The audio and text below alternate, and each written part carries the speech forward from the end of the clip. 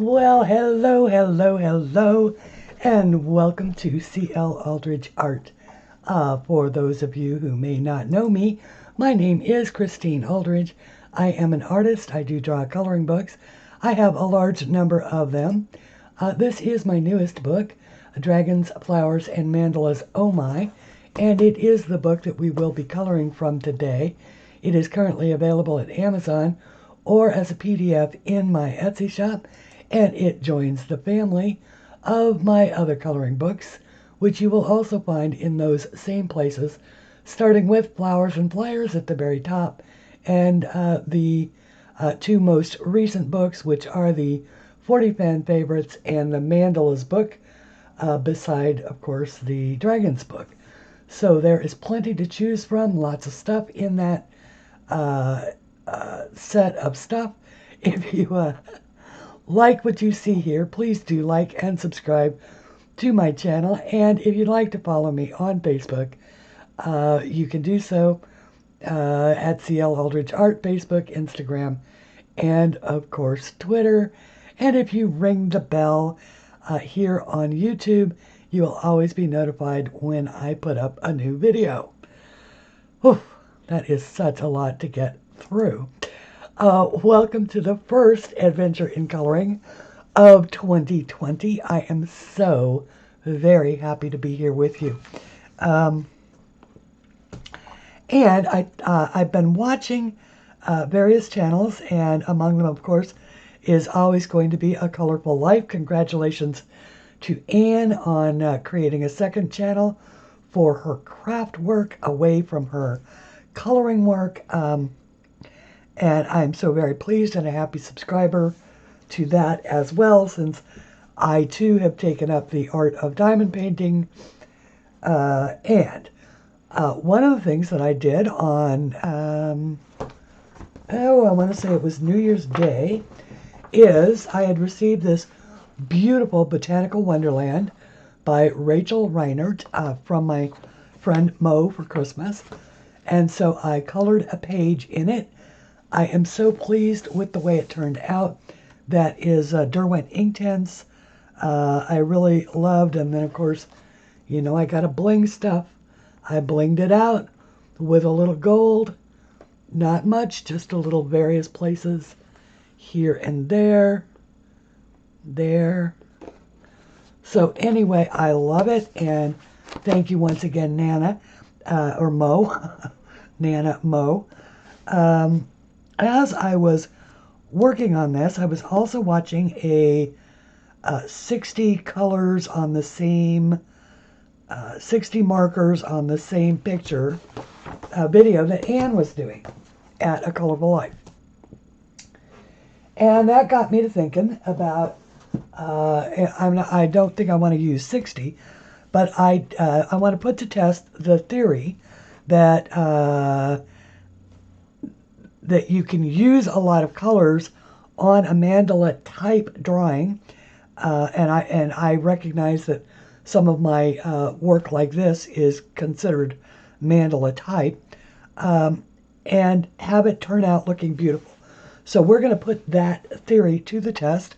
I am going to use a color wheel and go red, yellow, blue, no, red, yellow, green, blue, and we're going to use some purples and some golds and just have a good old time. So grab a cup of coffee, grab your coloring book. If it's not my coloring book, get one. Or grab whatever you have, grab your markers, and let's sit down and do some coloring. Be right back. Okay, and welcome back. All right, now for those of you who watch my channel, you know that I don't do anything without my swatch book. So I have the CaliArt Markers out, and I did select some colors. I selected some yellows. I selected the marigold for a dark, the yellow for a mid color, the pastel yellow, and the canary yellow. And then I did the same thing with all 4 of the color sets. Now, there's a couple of ways that I could choose to do this.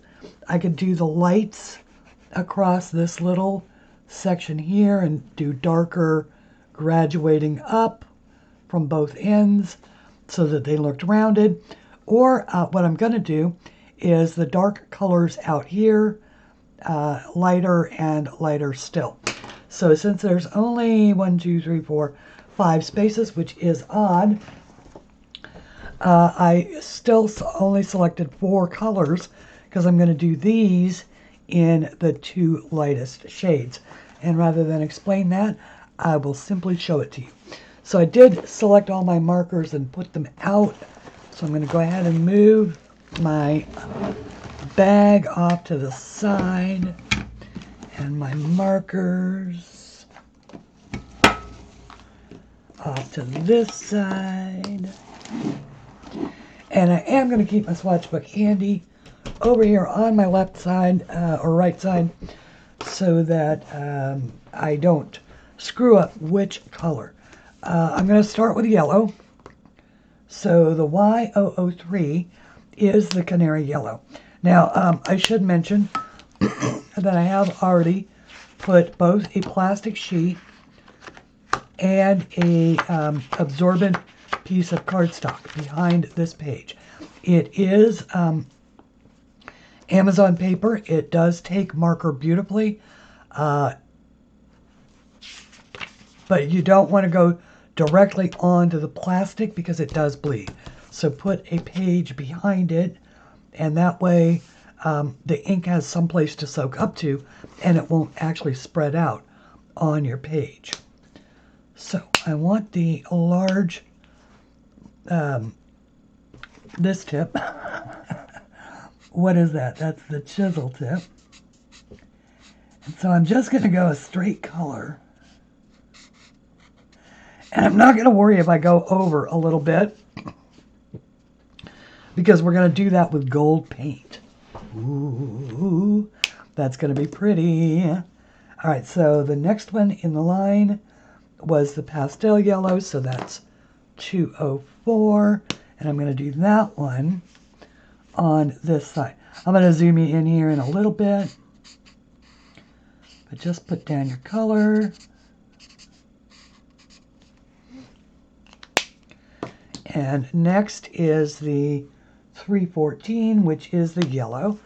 If you're following along with your CaliArt markers or whatever markers you are using, this one is slightly darker.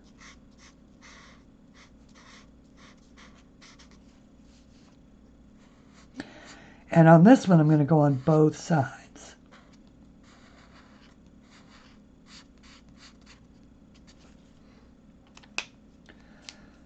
And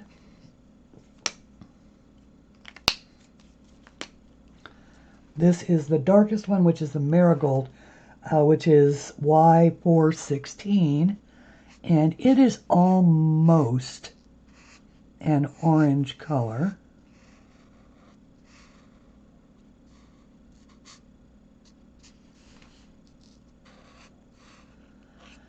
I'm liking it already. I'm going to turn my page just slightly so I can get a good angle on it. And you should too. Ooh. See, I like the way that works. All right, so there's our yellows. And the next color could be red. I think I'm going to do that to the inside here. And I've done exactly the same thing. I have selected a light red, which in this case is the 302, which is the fruit pink. And I will do that on the lightest one. Will always go on the right side, I guess, is what you would say. Or actually, as you're looking at it, it would be the left side. All right, so the next color down is the 304, which is the petal rose. And that one will go in this slot.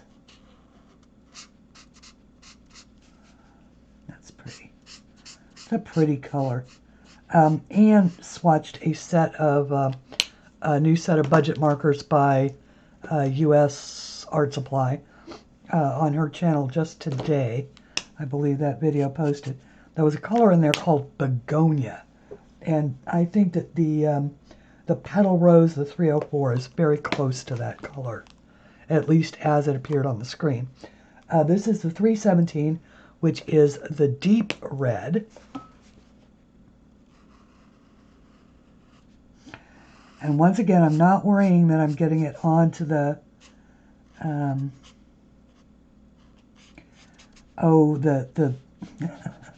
the dividers, because I will be putting gold on those. And this is really just playing with color. You know, I've said it before, and it is so true. I am color palette challenged. So anytime that I get to just play with my colors and not think about, not think about the color palette so much as just, having fun and putting the color down on the paper. And that's what my guarantee has always been with my drawings, that all you have to do is put pen to paper, or marker to paper, or pencil to paper, or brush to paper, whatever floats your particular boat, and you are guaranteed to get a beautiful result. Because for me, the result is in the design. So just hopping on my foot. Okay, so this one is going to be the blue. So we'll follow this around, and we'll go with the lightest blue, which I've chosen, which is the number 201, which is the hint of blue. And once again, always keeping it to the, I guess it would be the right side or the left side, depending upon what your perspective is. Just keep it on the lightest color on the same side, whichever side you're putting it on. And this is the 203, which is the pastel blue. And it will go over here. So it's just a step darker than the one on the other side. And that's really what I'm doing. I'm just stepping down 4 blues. This should be the baby blue, 204, which you wouldn't think it would be a darker blue, but it is.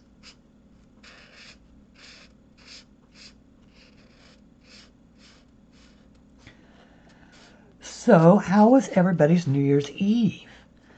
Did you all stay home like I did, or did you go and do something? Did you go see a movie over Christmas? Did you, what did you do?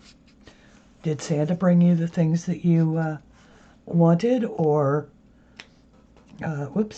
needed? And what have you been doing with yourselves? I have been basically doing a whole lot of watching YouTube. Oh, hang on, grabbing a sip of coffee here. And of course, I've been recently studying watercolor techniques and trying to teach myself watercoloring, which is coloring related, but I find that I really like watercolor paper.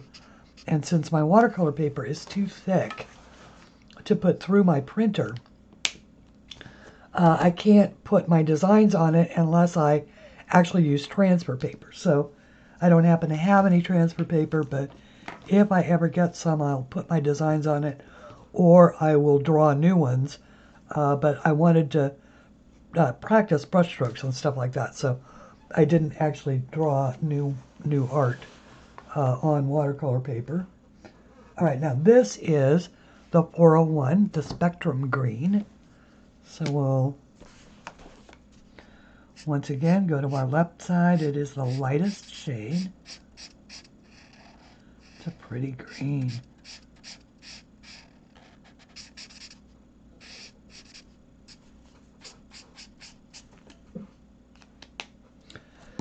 And the next one down is the 318, which is this one. So this one goes here. Ooh, that one's kind of dark for just a next step, isn't it? Hope I got this right. If I didn't, it'll still work out just fine. This one is the 127. That's not the one I want. I want the mint green, which is the 945. No, yeah, no. This is the emerald green. Yes, I had it right. The G127. So this is the, oh, okay. That makes sense. Now it makes sense as to why I chose that green for the med.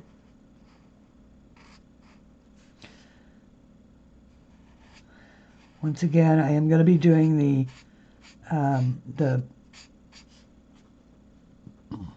what do you call it? The fiddly bits. I'm going to be doing with gold paint. So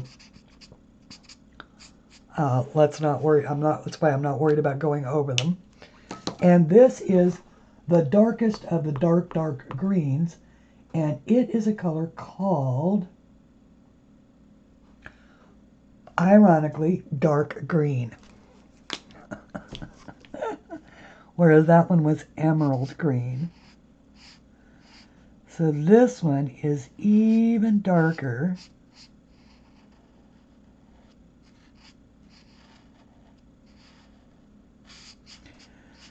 Because you know, I love my jewel tones.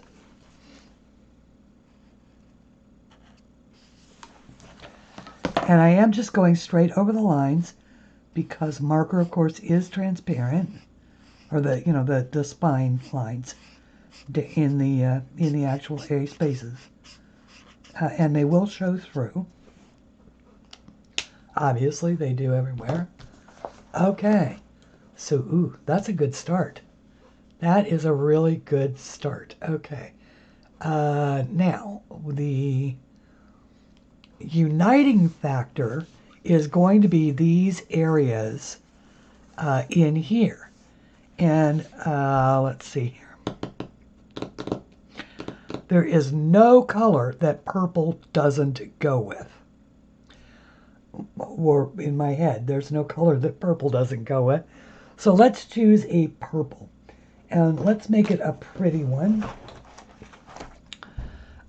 We could choose the deep violet, which I think is a pretty purple. We could use the Aster Chataricus, whatever the heck that is. So let's try that one, the R826. Let's see, it's not going to look like what I think it should look like. It is going to be this one, the R826. So let's use that to unite all of these spaces.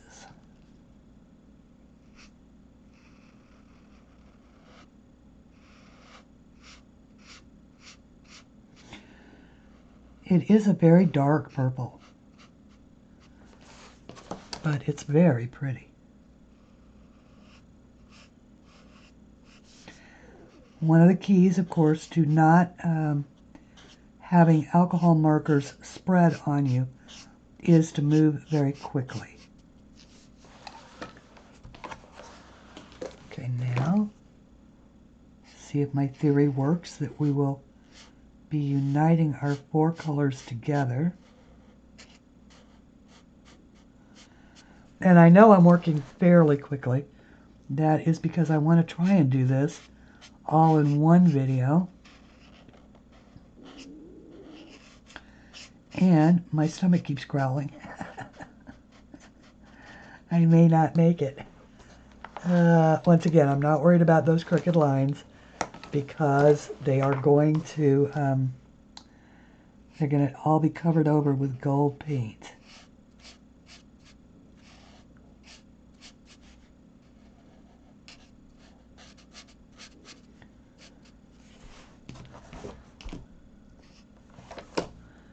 So I don't have to be, and neither do you, so neat because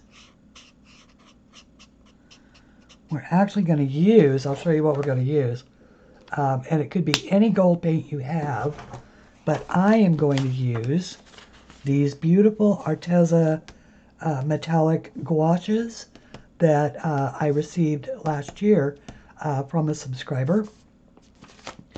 And I believe those came from Deb, Mousy Deb, but I could be wrong. And so we're going to use the bronze or the gold or whatever to do our gold areas. Okay. Now I am liking the way that this purple looks. I hope you do.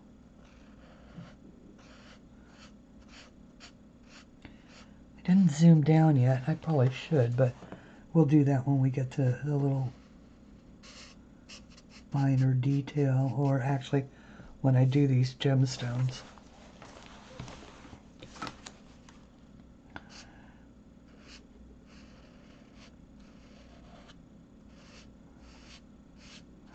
I love to color with markers. How about you?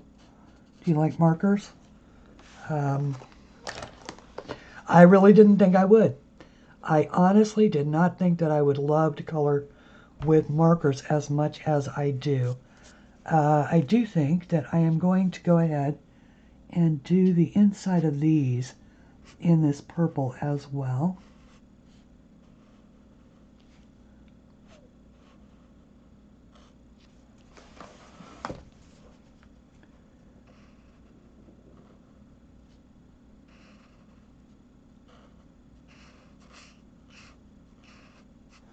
And I did add a little cheat in each one of these.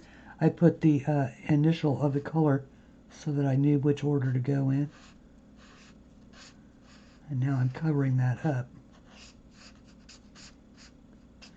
Actually, originally I had the red on this side, but I think it looks better with the green on this side, so.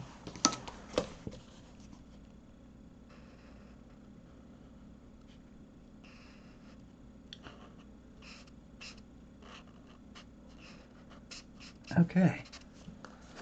Ooh, I like that. Okay. Now we are going to want to use this purple elsewhere, but we're going to just wait on that for right this very second. Okay, now we want to do 4 gemstones. And y'all know I've got to always do gemstones. Always have to do gemstones. Now for the gemstones, I am going to do 2 colors. I am going to put a base of the lightest yellow, which is the 003. Yes. I'm going to put a base of the 003. Just right, whoops, right here. Just a sweep of it, okay?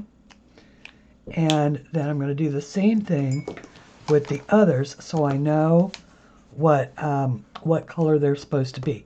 So this is the yellow one. This one will be the red one. So we use the lightest pink, and I always check with my chart because the cap colors are not always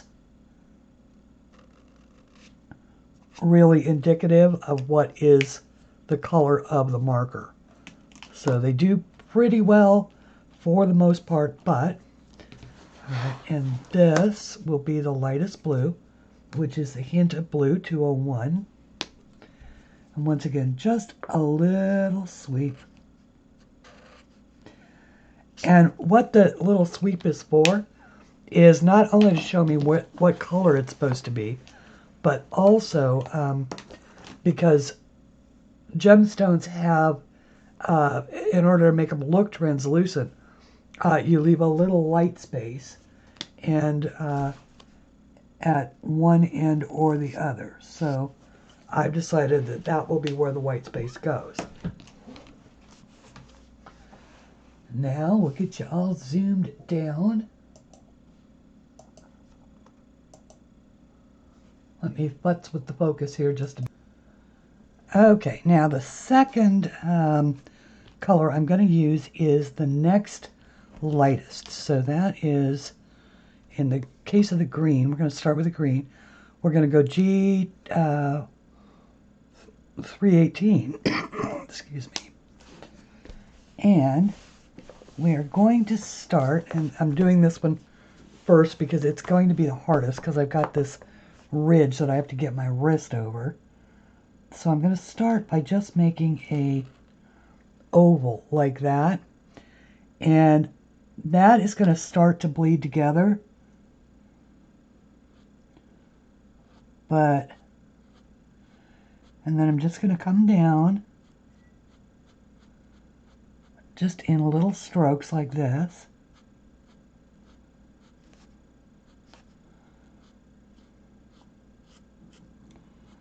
And I'm going to come around the whole of the piece. And then I'm going to grab my chisel tip and hopefully make just a lighter swell. Maybe we'll, here.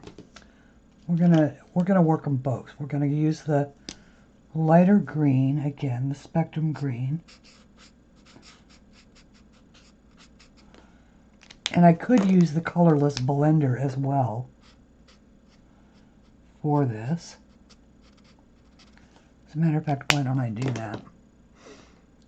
Since I rarely use the colorless blender on these types of things. See if I just can't get it to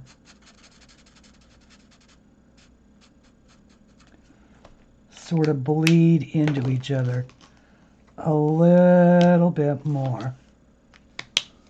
Oops.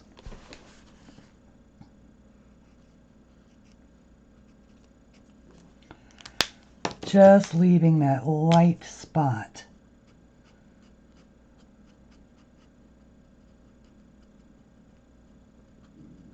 Sort of right there.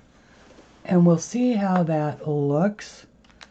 If we decide we want it a little bit darker on one of the edges, we can do that. We can step into the other green and just go straight around the absolute outside edge.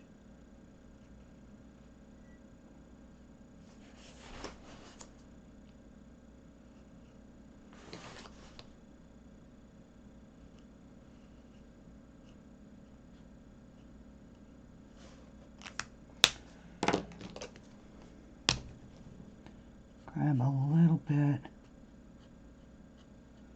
of that lighter marker. See, I don't want to lose completely the, or not the lighter marker, but the colorless blender. So this is the first time I'm trying to really do this with markers. That's not too bad. I think that when we add the bronze or the gold in around, it'll look better. Oops, sorry. Don't mean to shake the camera. All right, let's try it with the blue. Or actually, let's try it with the yellow, because that's the second one that I have to do the around with the thing. Okay, so I'm going to step to the pastel yellow, which is 604. And once again, I'm just going to add my sort of oval there.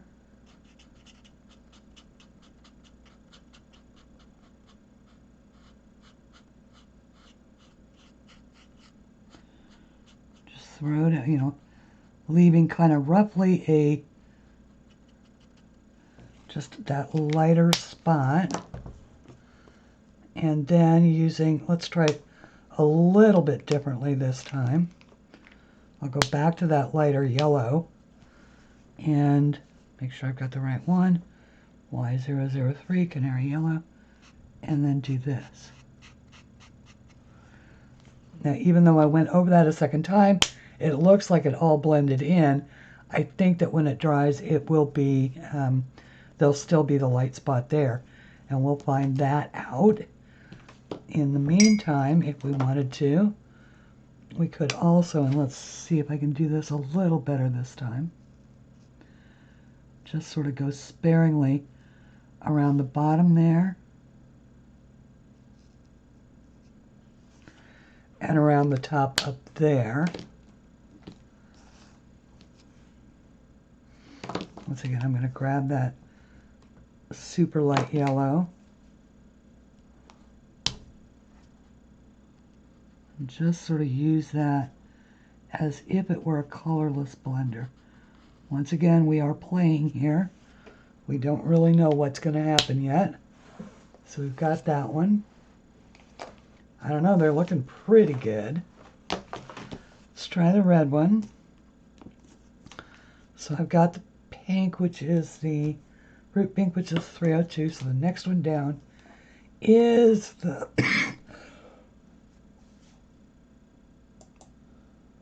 so the next one down is the 304 Petal Rose.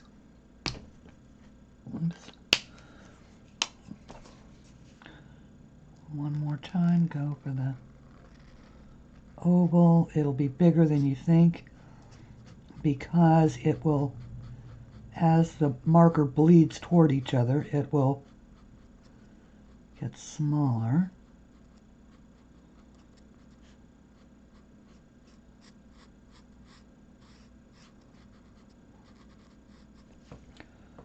Okay, and now go back to that super pastel pink with the brush nib and just go over it that one time or so.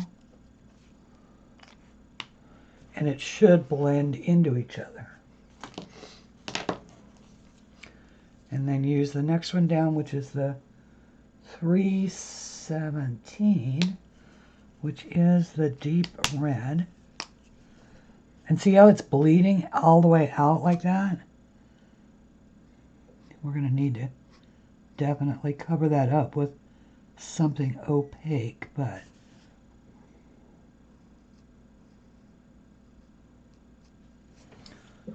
oh yeah, see, that works out. And that's why I was thinking, because I knew that if I was going to use markers like this, that I was going to end up with bleed on these, and so that's why I planned to cover that up with an opaque paint.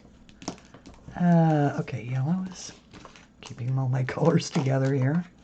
I'm all discombobulated. All right, now come the blues.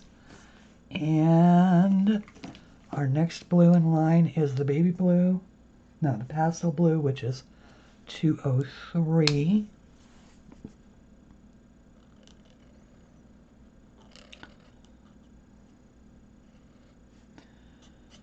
Okay.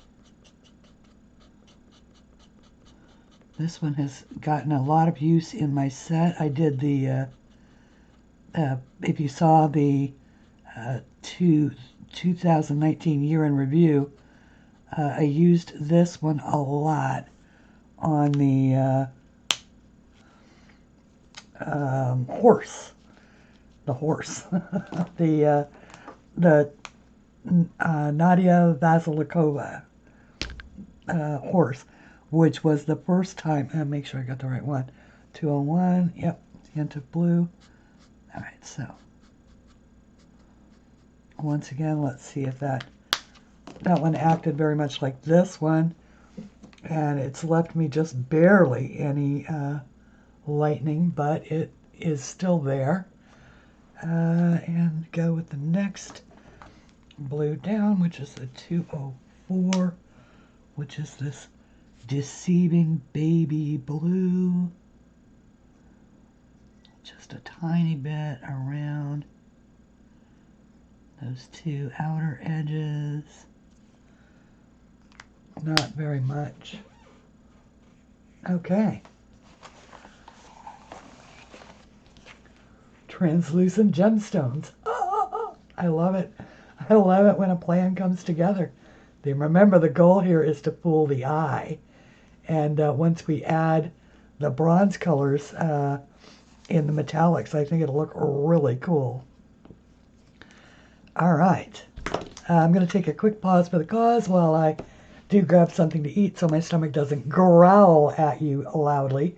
I'll be right back. Okay.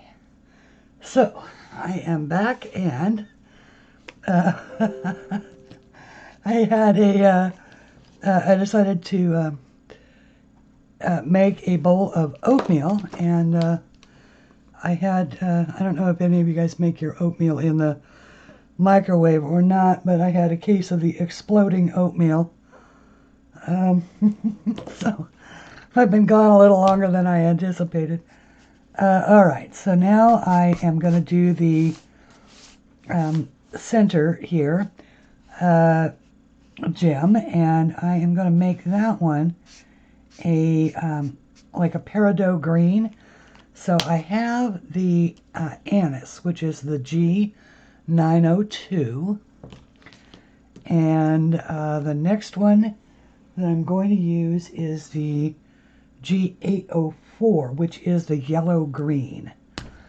So I'm going to use this one to make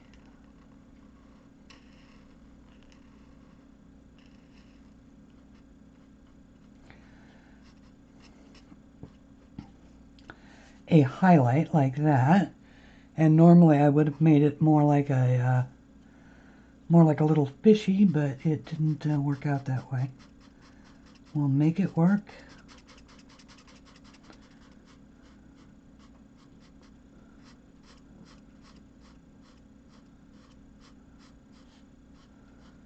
Pull this down around.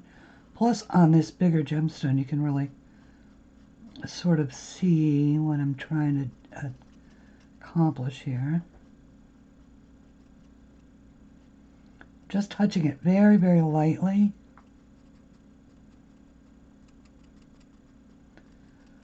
Sort of coming down like that. Going back to the light.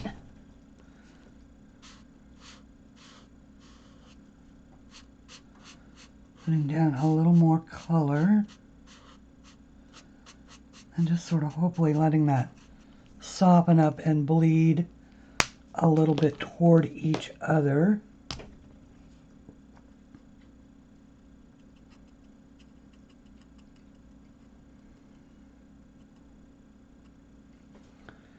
Keeping that very, very light in the middle. That one doesn't have a snap. I like a snap. Alright, and then this is the G606, which is the bud green, and I'm going to use it in pretty much the same way that I did the others, just barely touching right along the edges.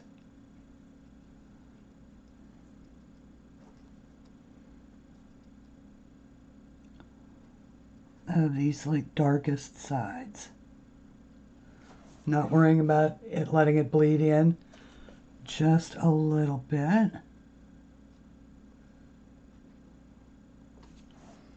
Okay.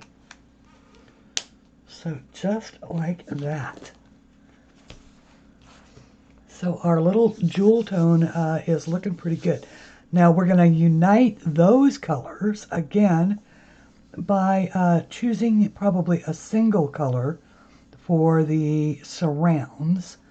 But since they're small, the chances are pretty good that that we're not going to be able to do anything two-tone in there. So I'm thinking about using the mauve shadow, which is the purple, and that is R702. So that is this one. And let's see how we do. I'm going to start at the top. See, it's hard to leave the... I'll try it again. It's hard to leave the white space in a space this small. If that happens, and we can go back and use just a white Uniball or a white Posca, something along those lines. If you don't like this light color, we can change it up to a darker color, which I may do. These are a little, that's a little bit light, so I'm thinking that purple would be better. Let me, now that we've got that, we've got a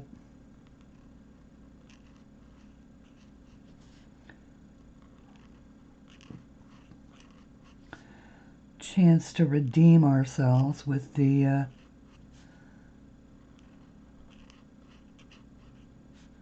leaving the light space.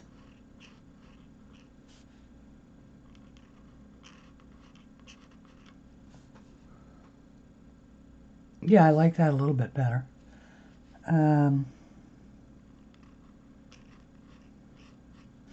That's just me and my jewel tone preference, though. Okay, so like that. Okay. Ooh.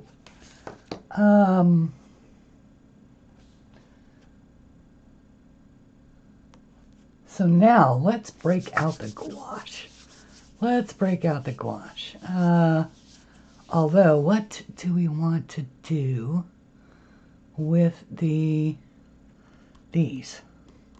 Gray? A gray might be nice. Maybe not, though. Maybe a, oh, I know, a, because we're going to be using bronze. We'll just wait and see. How about we wait and see? Let me get set up with some gouache to do the metal work and see how that will work out for us, and we can just come back to this center section here and decide. I'm going to back it out just a tad. Get the whole picture here again, and let me get that set up and I'll be right back. Okay, so what I'm going to use is this Arteza Metallic Gouache colors. Now, of course, the thing that makes gouache different than watercolors is that gouache has a tendency to be opaque. And these come in tubes. Now, you can, of course, put gouache in a pan, you know, in a set of pans and activate it with water, or you can use it right out of the tube on a little palette. And I am going to do that. We're going to use I think we're going to use the gold because the gold is really pretty. Now, the alternative that I could do is use my metallic watercolors. Now, this is Pearl-X powder, so it is by nature, it is going to be solidly opaque. It is probably shinier, a much vibrant, more shine than the Arteza, but I want to see the Arteza, mostly because I have had it now for a couple of months, or a few months. Sorry, I got black black watercolor on my finger, and I haven't used it. So, and I want to use it. So it comes in this gorgeous variety of colors, which you can see all. I made a video. I'll link it up here where we swatched it in, swatched these colors, and they are just absolutely gorgeous. But I am going to pick the gold, which I believe is this one. Yep. And put the others back. Coriander, please do not jump on my desk while I've got the gouache and a narrow brush. She has suddenly decided that my desk is the place where she wants to hang out. And of course, we've had this conversation on many occasions, how she is not allowed up here on my desk. No, you're pushing it. Get down.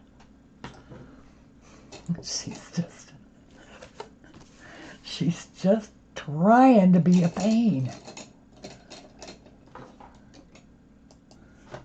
Okay, now I've got my little detail brush and a little jar of water. Get down. And the gouache. So I'm going to start just by putting a little bit on my brush and seeing how it's going to act. I'll start over here.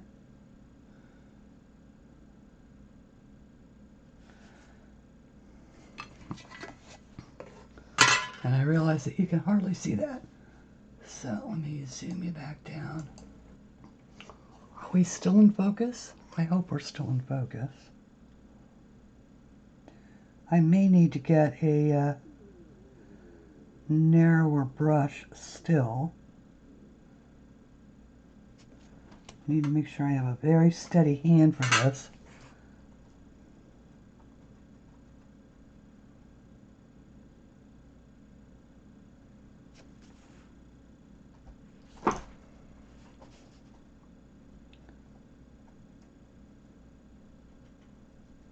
Keep pushing it. I'm going to close the office door.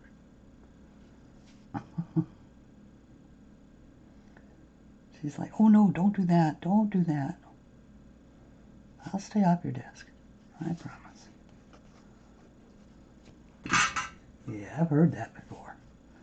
Then I wake up and find you sound asleep in the middle of whatever it is I'm working on. And I have to deal with cat butt prints and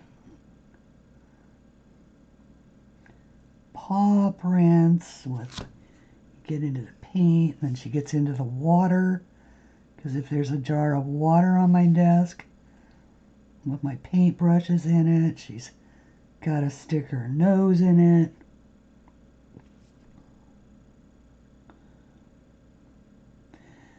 Sometimes you just want to be able to get up and walk away from your desk for a second without coming back to find out that everything has been disturbed by the cat.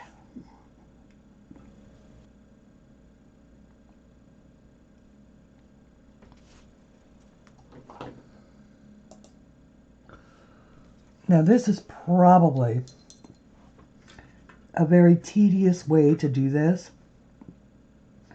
If you've got a gold Posca or a, some sort of a gold metallic pen, go for it. I don't happen to have one. Well, I do, but it's the Pentel glitter pen.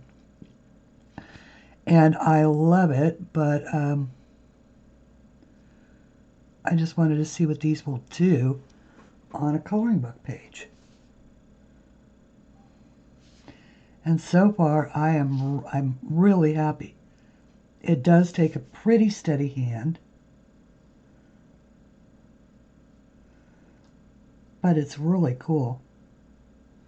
And it's a great way to cover up when you've made a mistake and gotten out of the lines, or you're, trying to deal with marker bleed, anything like that.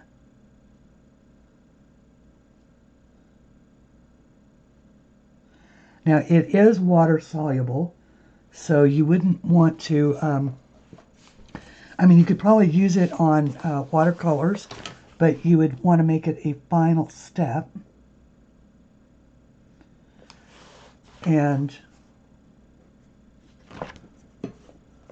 But you can just clean it right off, and if you need to You can just wet a brush and clean up any excess, you know, off your page. So it's easy to work with that way. Oops. I should probably put this over here so you can see what I'm doing.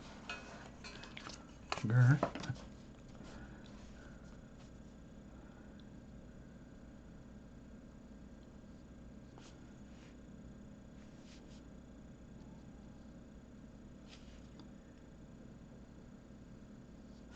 And it is designed to be used with water, so I am just putting a little bit of water on my brush.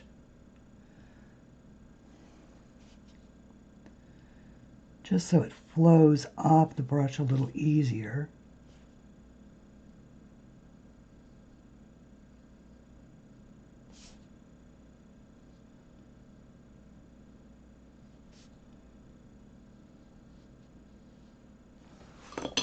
Okay. Let's see here. I need a finer brush to get into those other areas. So I'm going to stick with this bigger brush for right now for the wider areas, and then I'll grab a smaller brush for those center lines.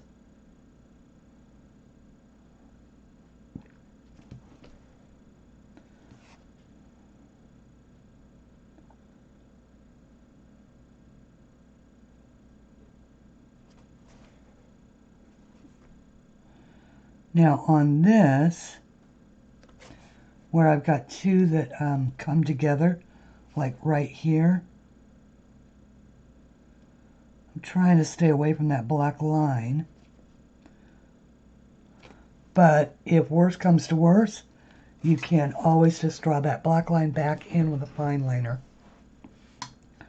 if you end up covering it up.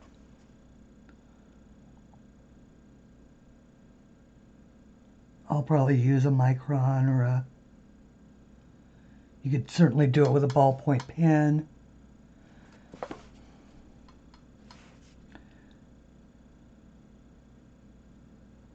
I'm thinking about doing the top ones a different color.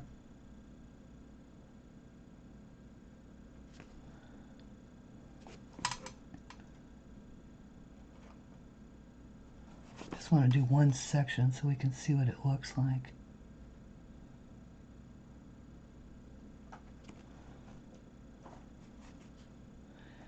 Honey, trust me, there is nothing on the other side of my desk that you need to be interested in. There's nothing over there. No, there's just a printer. But the printer's got stuff piled on it, so you can't sleep on it. She says, well, I slept on it last night. I just pushed all the stuff off. And that's true.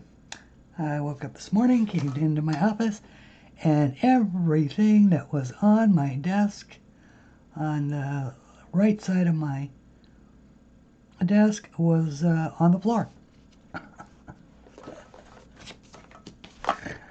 Yeah, okay. All right, so now, let's see here. I want to do that. I want to do those a different color, but I don't know what color, so I'm going to stick with this for right now.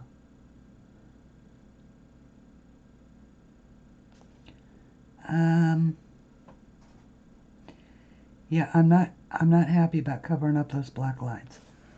But we'll see.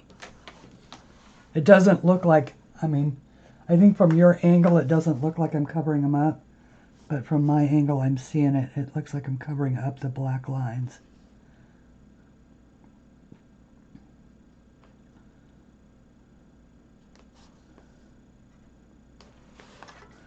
This is much easier to do, I think, with a pen than it is with a paintbrush.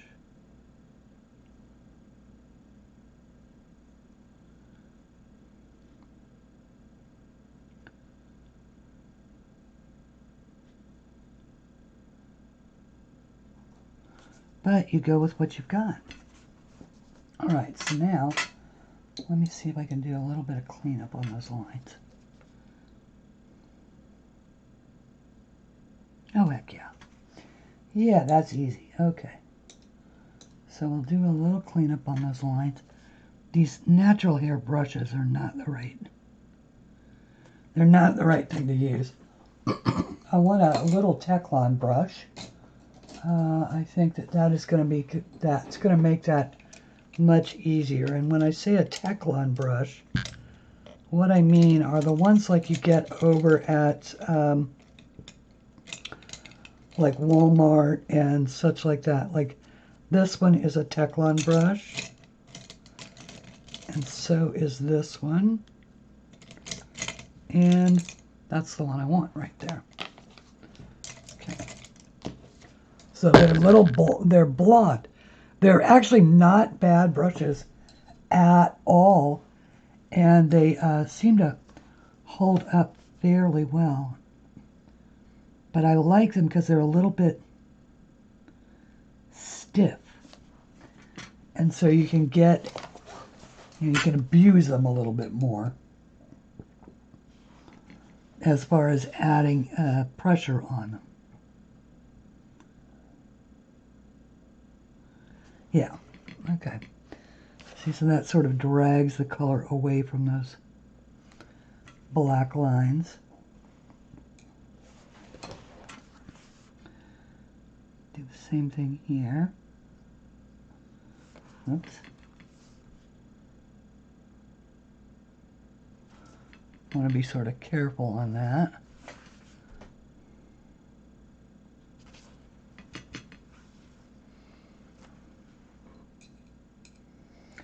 Christine, stop being such a nitpicker. Nitpicking, nitpicking, nitpicking. Picking at nits. You say it doesn't matter if it's perfect, and then you spend 15 minutes exercising lines. Ooh, I like the way that looks. Look at how shiny and metallic it is. Okay. All right, so I'm going to continue on with this one and be right back, and we'll show you how it actually looks. Okay, now here it is, all filled in. Now I did change a couple of the colors up. I did go with bronze on this one, and I did two of the little side pieces in the bronze, as well as did the outside, just the outside one of this. And it's weird because you can feel that the gouache has actually raised a texture on the page. And the other thing is that, of course, it did bleed through, or not bleed through, but it bled into the gemstones. And I hesitated to work it much more because I'd gotten it pretty wet. So it's really dry right now. I let a little time go by, and I wanted to see if I could easily add back in the black lines that I lost. And the answer seems to be with a fine liner or a, in my case, a micron pen. The answer is yes. You can just go right over the top of the gouache and restore those lines back in. Now, I know that some people like to take lines out, but I wanted these particular ones because these are supposed to be, you know, sort of sharp areas. I wanted these ones in here. So I like it. I think, because, you know, after all, what we're doing here is experimenting and going on an adventure. And so I think that for effectiveness, the use of the gouache in this particular way, or for this particular purpose, might not be my my product of choice, but if it was what I had and I wanted this to be the effect, or I wanted a metallic effect, you can bet that this would certainly serve the ticket. Okay. Just wanted to add those little, those few back in. Now let's see what it would look like.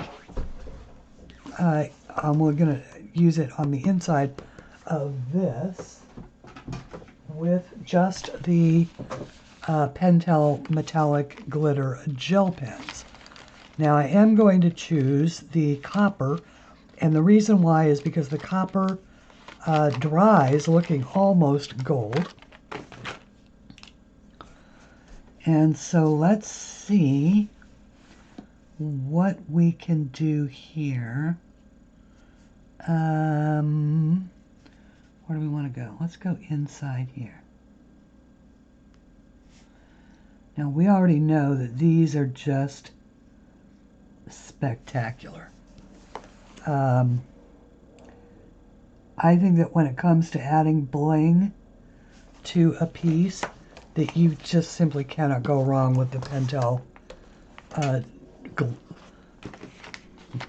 I always leave them in the package because I never remember the name. Liquid Gel Roller Pen Hybrid Dual Metallic. One pen, two shades. It looks different on light or dark.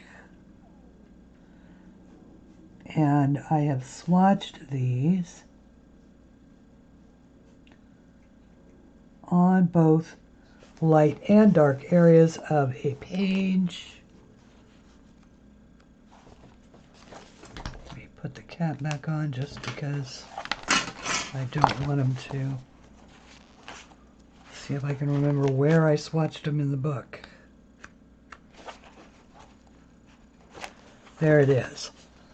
All right, so you can see that they are slightly different colors on light or dark, although with time they have sort of all changed into pretty much the same.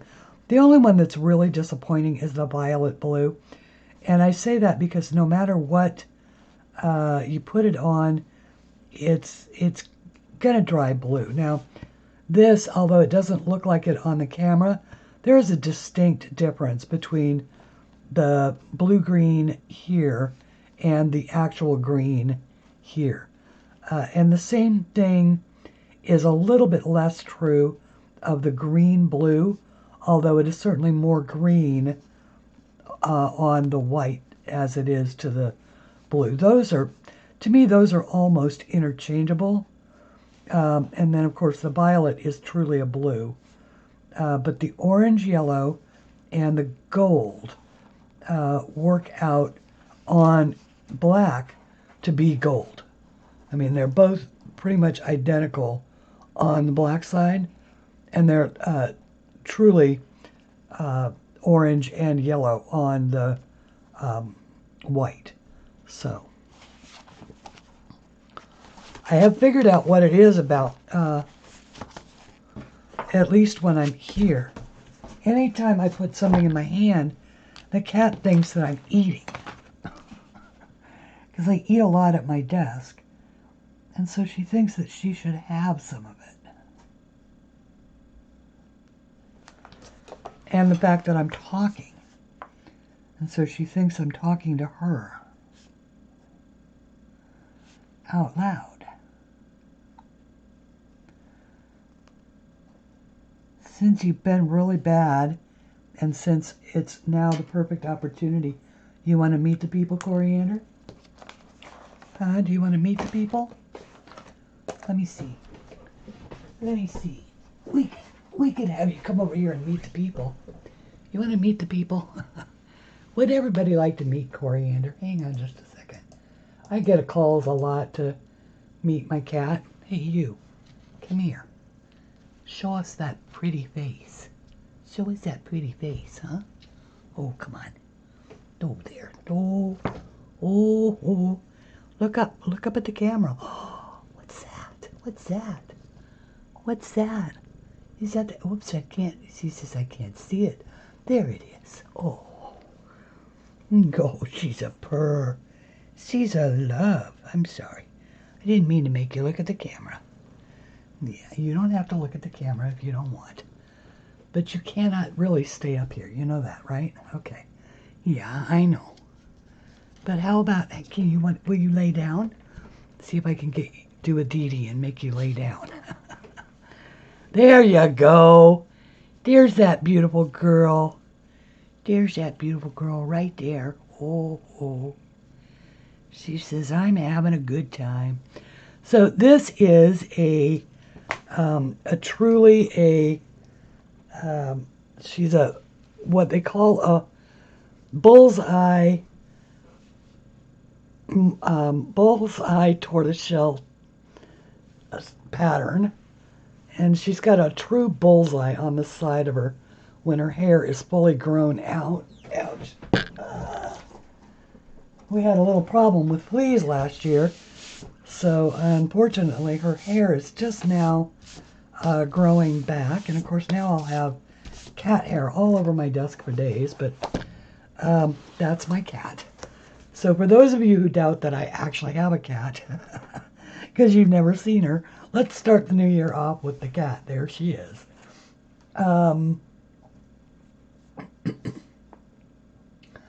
And her real name is Coriander. I just call her Sweet Kitty most of the time, unless she's being particularly bad, at which point I call her Coriander.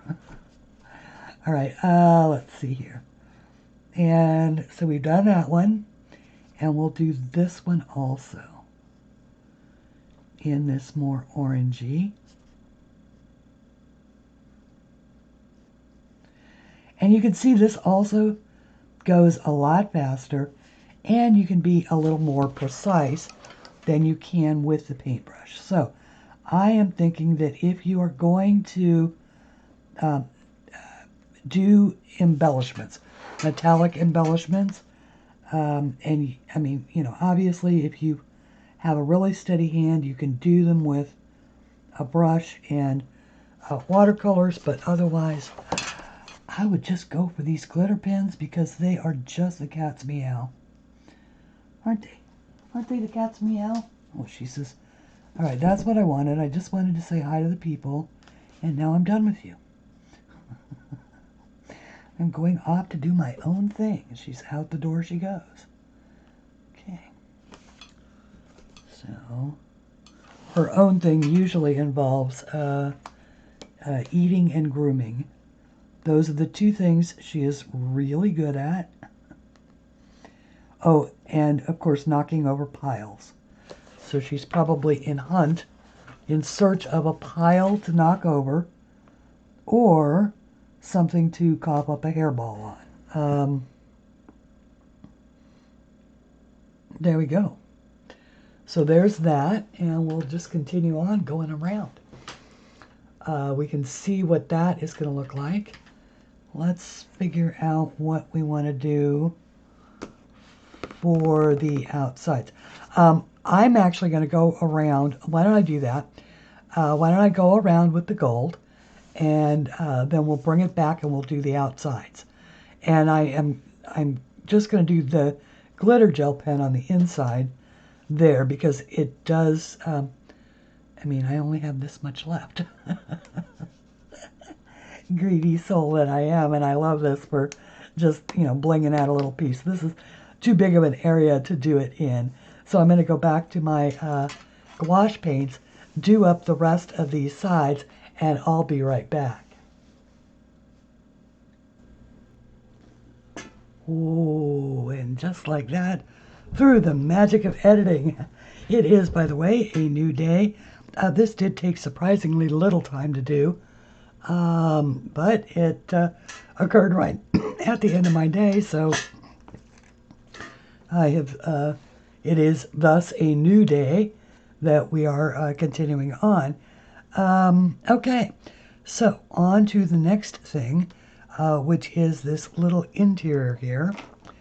And I thought that I would revisit this deep red color, which is the 317, the R317, and just do the inside of this little area.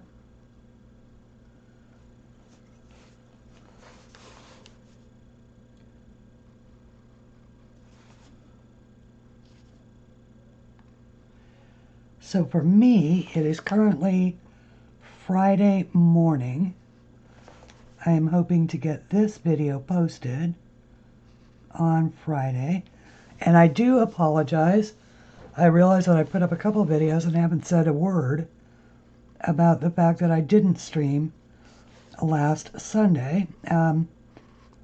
After I put up my video on Sunday morning, I went to take a nap, and did I mention I sleep like a rock? And when I woke up, it was already 2:30, so I was already a half hour late.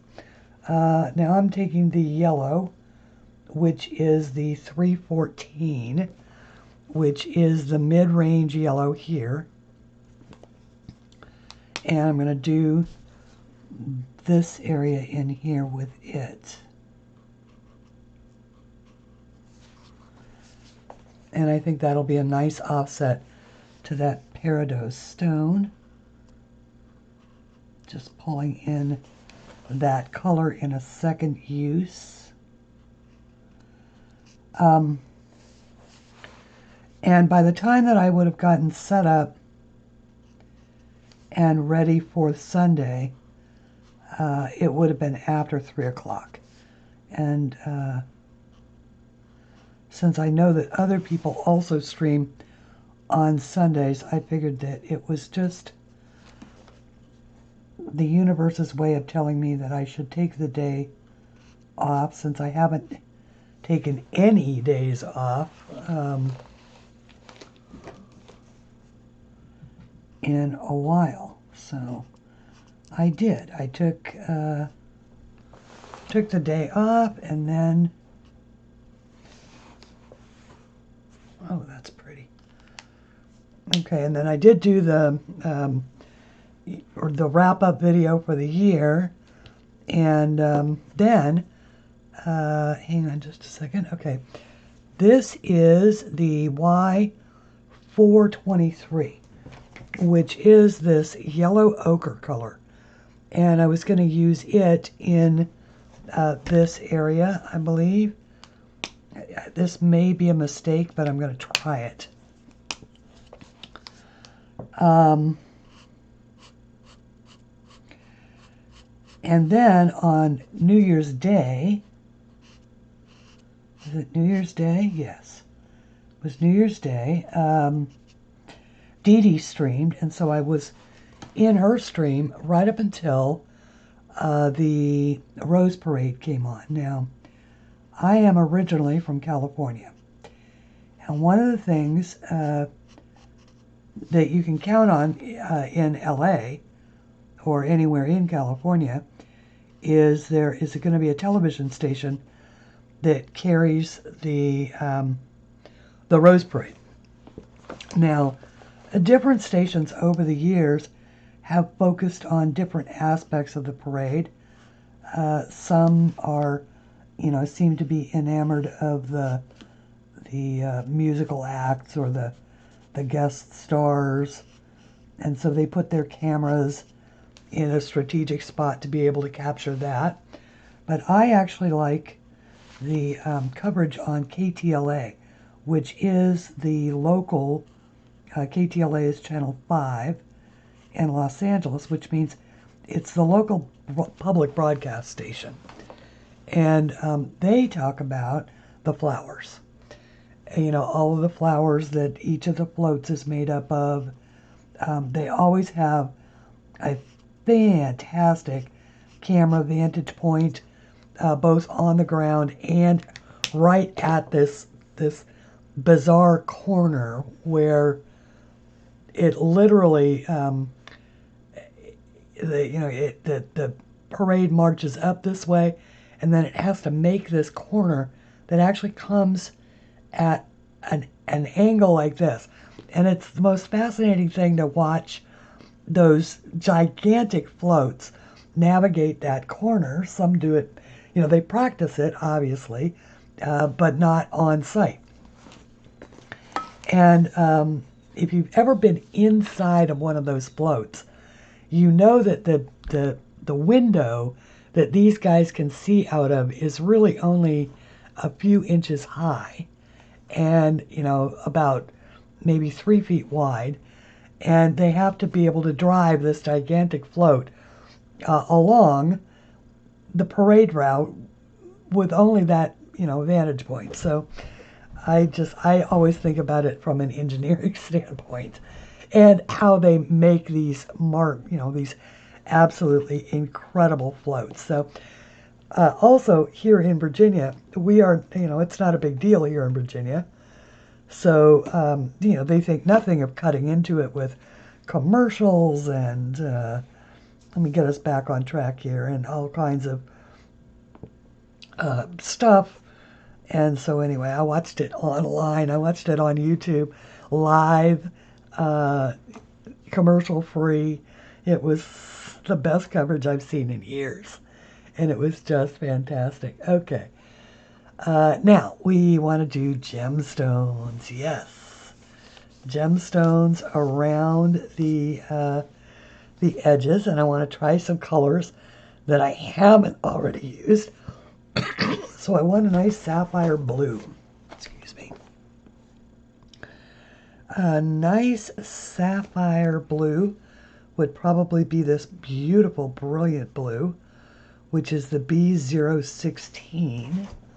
So let me find that. Let me pause you just a second. Oh, there we go. I found it. B016. So, sapphire blue. I want to use sapphire blue, but where? How about I do these in sapphire blue?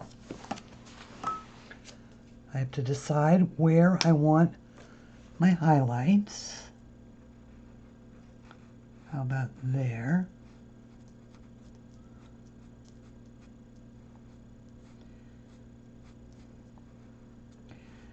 Since these are a weird shape, ooh, look at how much that is going to bleed.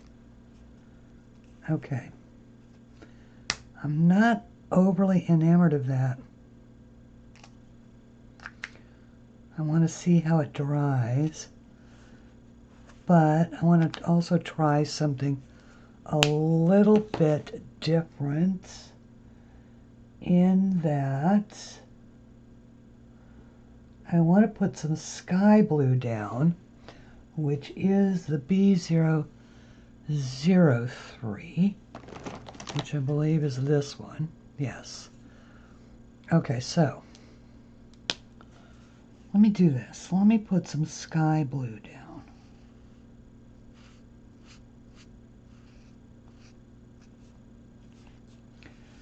In advance.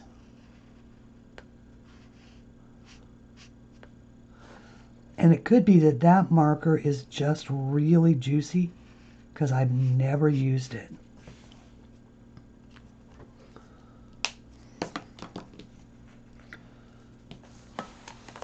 Once again, I'm not worried about the bleed because I'm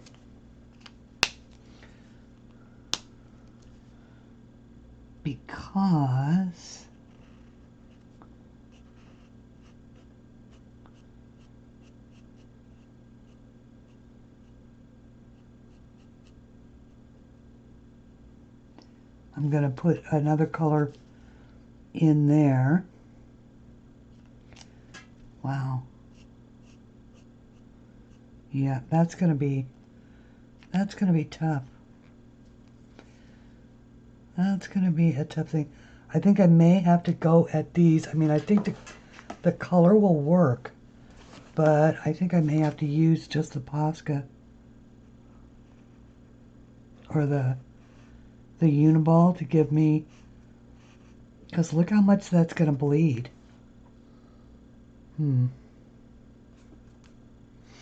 Okay, well, that's okay. We'll go with that. After all, it's an adventure. So,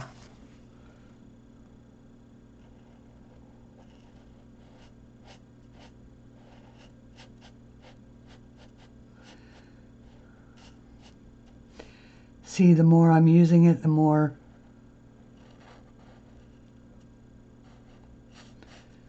the less it's going to bleed. Okay. Okay, good. Good, good, good. All right. So it just needed to work out a little bit of its over juiciness.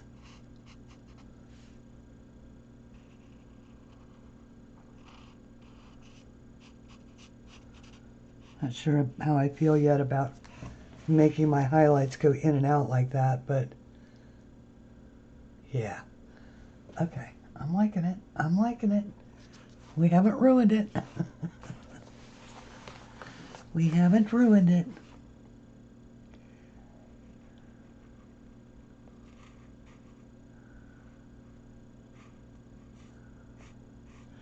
So anyway, the floats, the theme of the parade this year was hope. And y'all know that's one of my favorite themes ever. And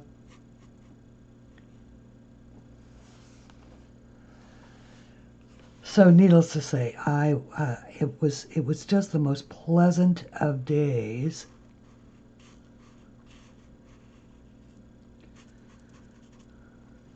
I actually got to go to the Rose Parade once. Many, many years ago. I actually went to the Rose Bowl.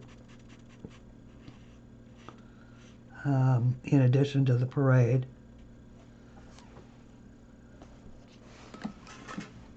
I must have been, boy, I couldn't have been any older than maybe 20, maybe 21. I think I was probably 21. That's when I was living in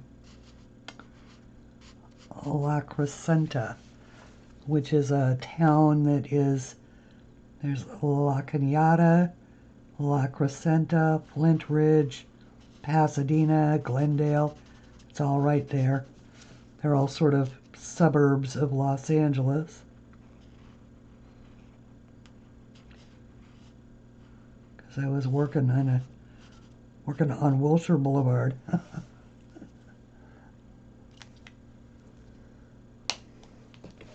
Had a fancy schmancy job. Okay. All right, I like it. I like it. What color do we want for the, so I'm thinking peridot. I'm thinking peridot for the light colors for the round gems. Let's see, what did I do with the peridot colors? They're over here. Let's go with the G902, which is the anise, which is the lightest color. And these are slightly bigger than those ones, so I am going to try and go for the two-tone. I'm just going to color them all in the anise first.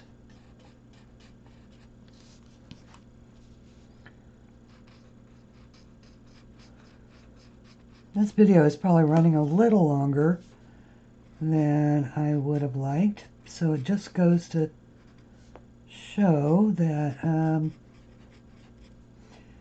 either talking and coloring make it take longer, or coloring takes a long time even if you are having fun.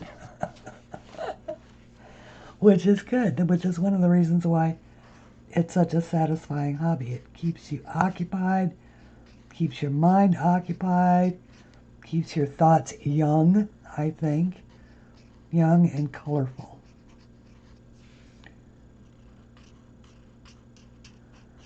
And after all, we all want colorful thoughts, don't we? Okay, so that's the peridot. And then let's go with the mid-green, which is the 804. Actually, I think we want to step into the bud green, which is the 606. Okay. Wish me luck here.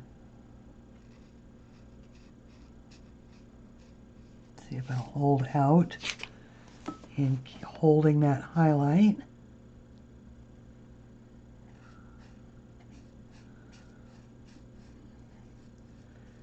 See how big I start that highlight out and how little it ends up being?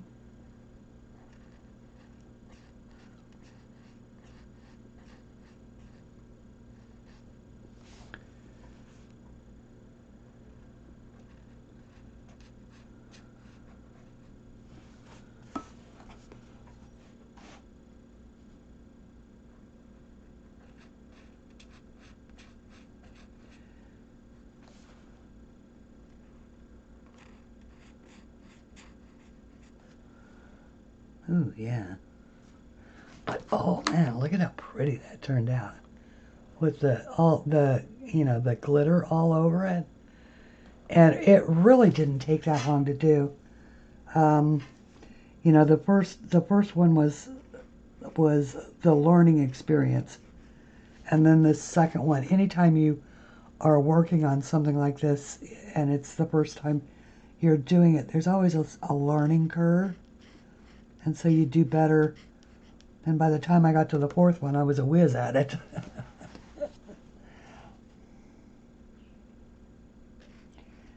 Trying to keep my hand out of the shadow if I can, so you can at least see what I'm doing. So yeah, it is a new day. I got up, took a shower, went to the grocery store, had to get cat food, milk. Oh, and butter. Butter was the thing I forgot at the grocery store last week. So I had to go a whole other week with no butter. I love butter. Come on.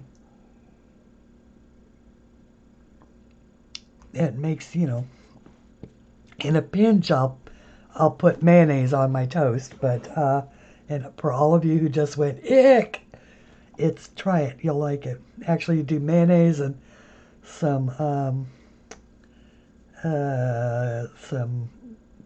basil and some garlic, and you melt some cheese on it. Works just fine. Okay, so that's those. Now, I can probably use a darker green, and I think maybe I'll choose this second mid green, which was number 318. So let me find it. And I want to see if I can add just a little bit of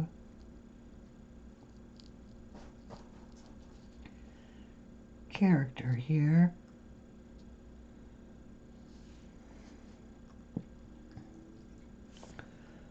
To these. Go back to this lightest shade.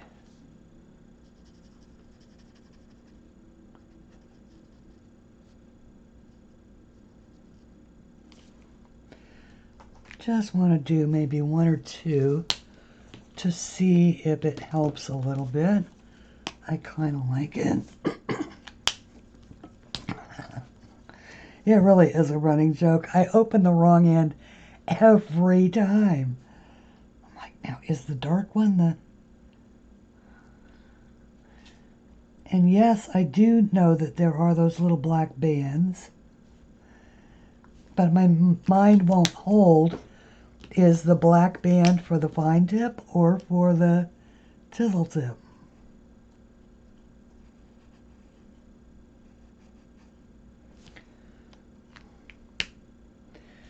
Okay, yeah, I like that. That's a little tedious to make you watch, though.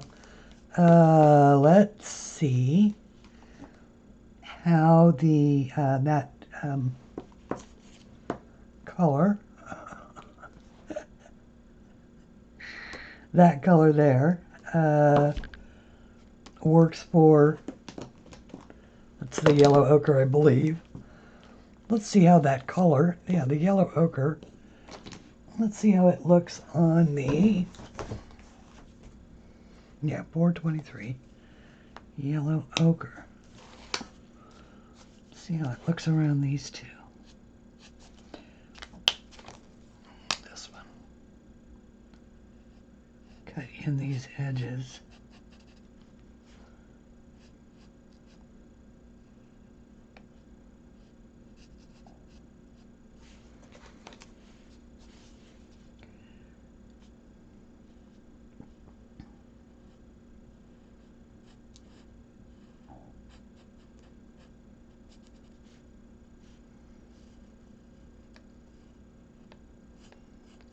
I'll just do this one little section here.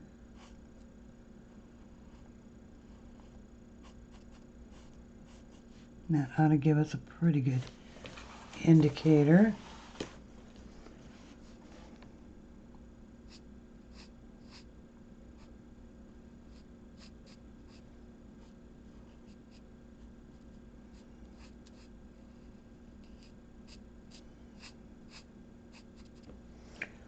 Okay, ooh, I like that.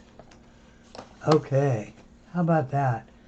All right, I am going to continue to add a little bit of green accent to the greens, to the peridot, and add this, and I'll be right back. Oh, ta-da! All right, so I've colored in all of the dotted areas, and I added a little darkening, blending kind of peridot effect to all of these cute little gemstones here. One of the things that I can do while I am at it is to go ahead and add just a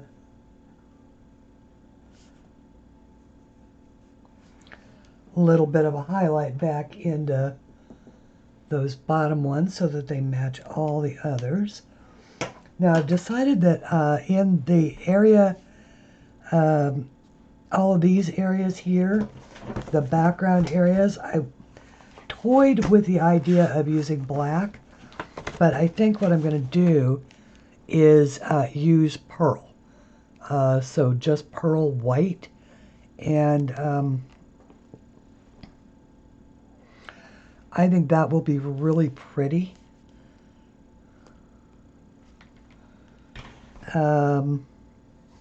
But there's a color here that is woefully misrepresented, or woefully underrepresented, hello, and it's orange. But before we do that, I wanted to do just a little bit of color balancing, and for that I'm going to beam you out just a tad, because in the same way that we did 4 gemstones, I wanted to translate those to the 4 corners, to pull those, you know, that theme out. But I want to do it, rather than do this one dark green and this one red, I want to do this one red. So I'm going to grab my, oops, sorry, I flipped the page. I'm going to grab my 302 Fruit Pink, and put my swipe in there, just so I remember what the color, where the colors are. That one I want to do the green, so that is the 401, which is the spectrum green.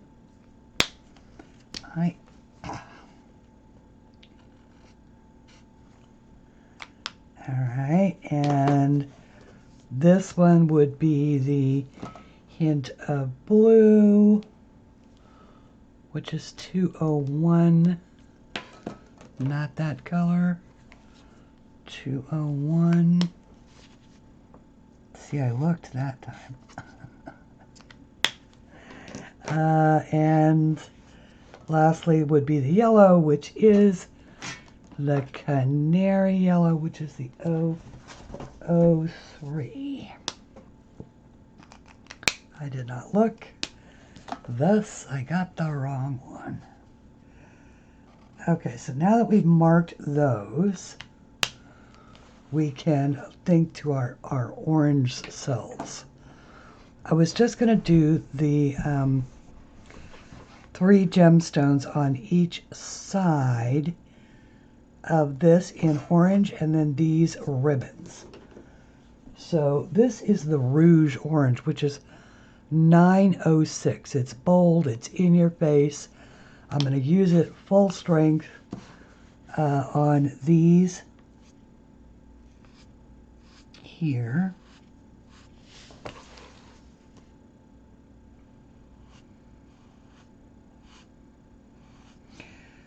I have never used this one, I don't think. I might have used it on the flowers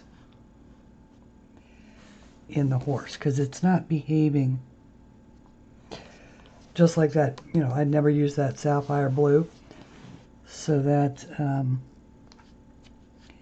it behaved just like a juicy new marker.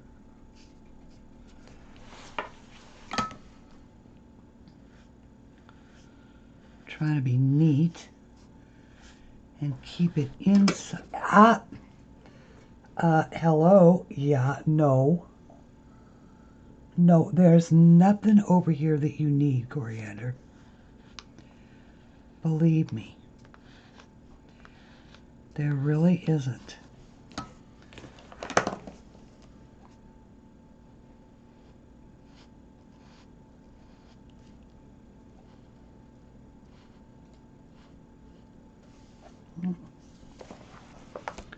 Okay.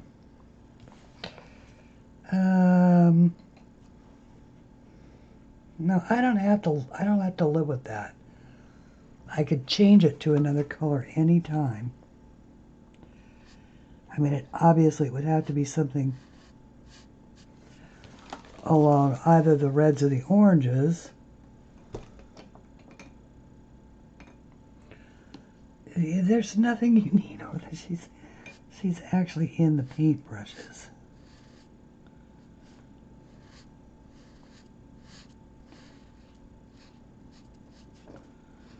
No, honey, those little sables are long dead.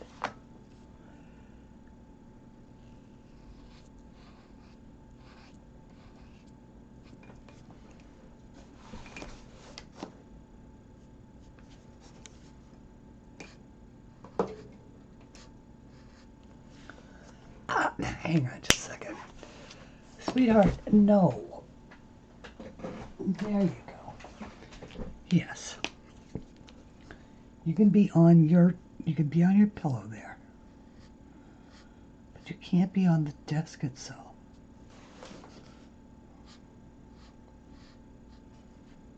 I'm really, so far I'm not thrilled about this one. I should have gone with a gold or something.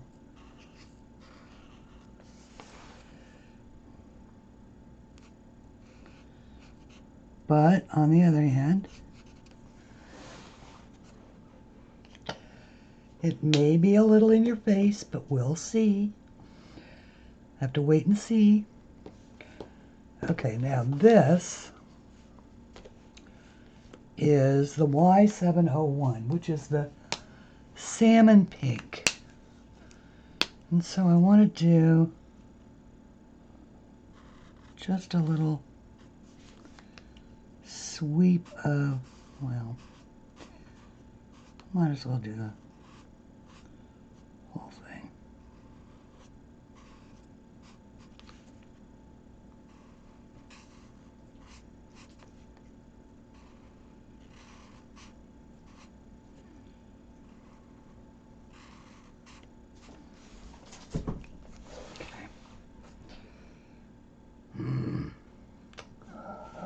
Not totally convinced yet.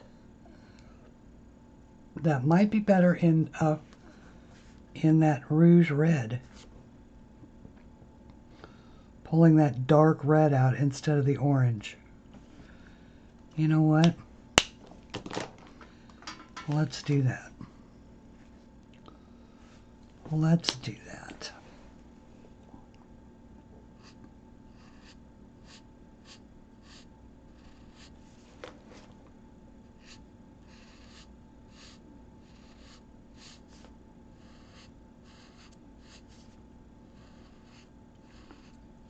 Do one side and see which side we like better.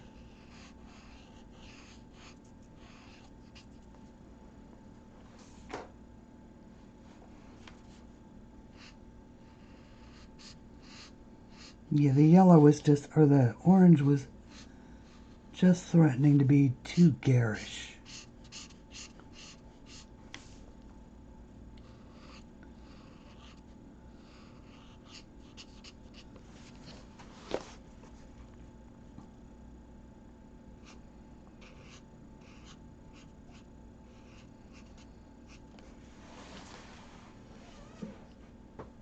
Yeah, that's much better. That is much better. You think? What do you think? Do you agree? Put it in the comments. Put it in the comments what you think. I think the orange is way too bright.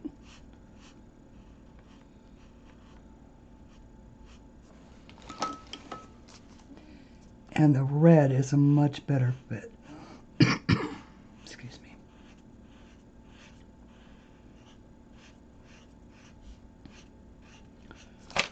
After all, I'm pretty happy with how this is turning out. I don't want to screw it up. In the name of an experiment to see how many colors I can use.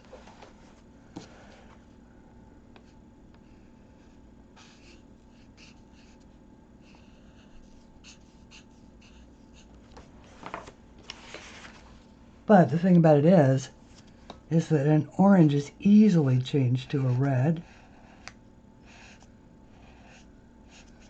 And if worse came to worse, and you really didn't like it, this frame around the outside would look striking in black with the just the gemstones showing. So you could just paint the whole thing out.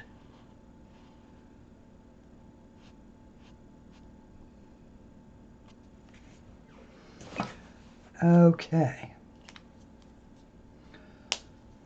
And yeah, all right. That's better. Makes me feel better about going on. Now I'm still gonna try the oranges in here. But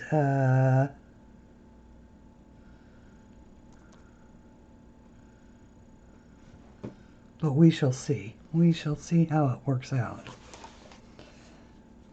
This is, what is this? This is the light orange. So let's see how this will work out.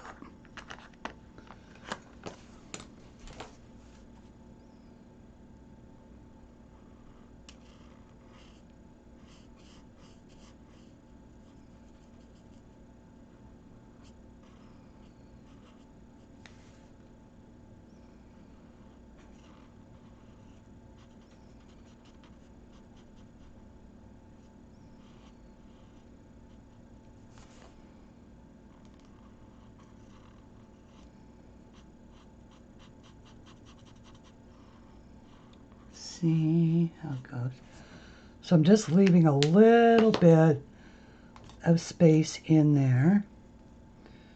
Then I can go back in with the, make sure I've got the right one, 701 Salmon Pink.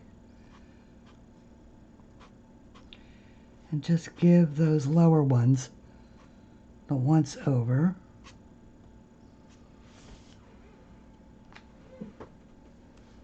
And we can see how we like that.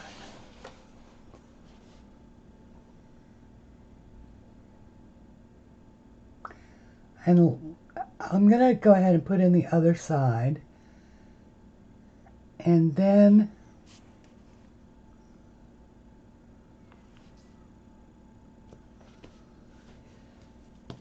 see how it looks with the blue and the green, because orange and blue are complementary. Orange and green, while not particularly complementary, aren't ugly either. I mean, think of a pumpkin. Nature uses orange and green, right? So 903, okay.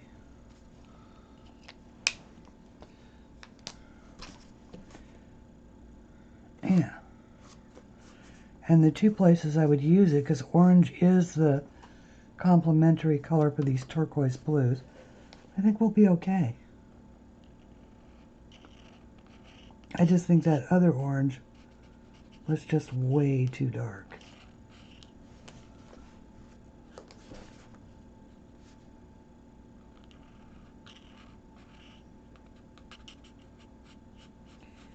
Even though it was the right color family, it was the wrong tone.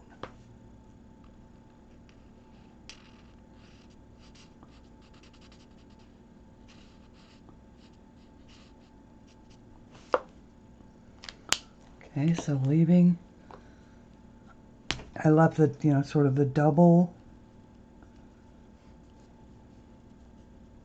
oops, going with just the chisel point, and just sort of lightly brushing over those so that they'll bleed. That is an awfully pretty orange.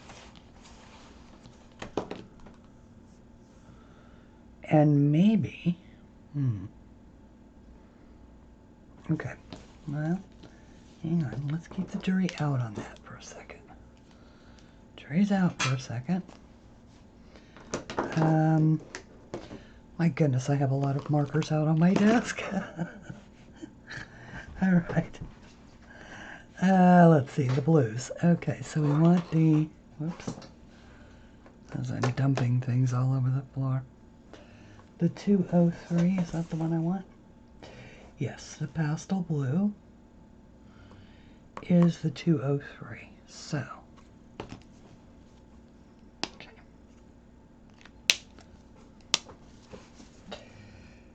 Anybody actually keeping count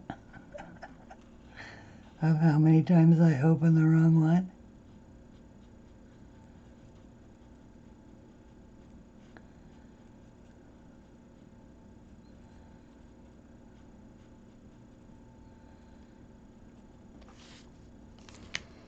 It was about a halfway of a joke when I put that in the first half of this video.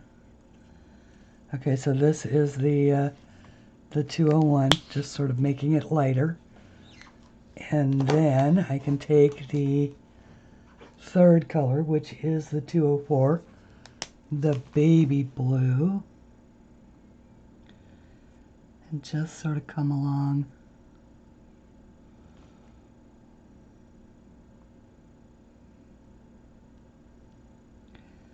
some of these outside edges, which is going to just sort of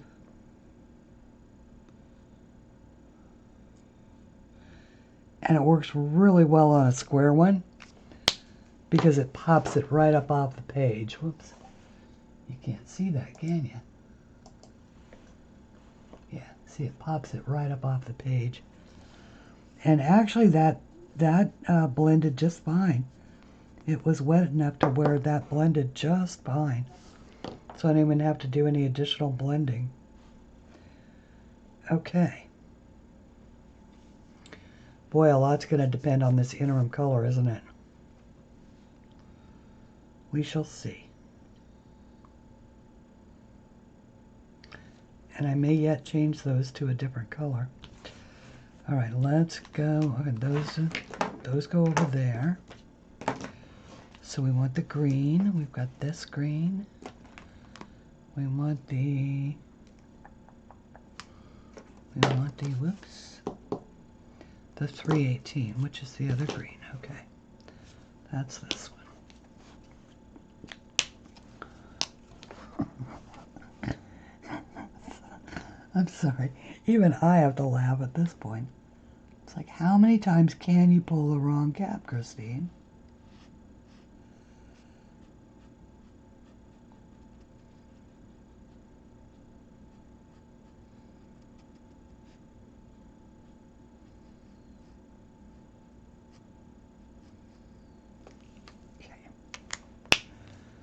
And the 401, which is the spectrum green.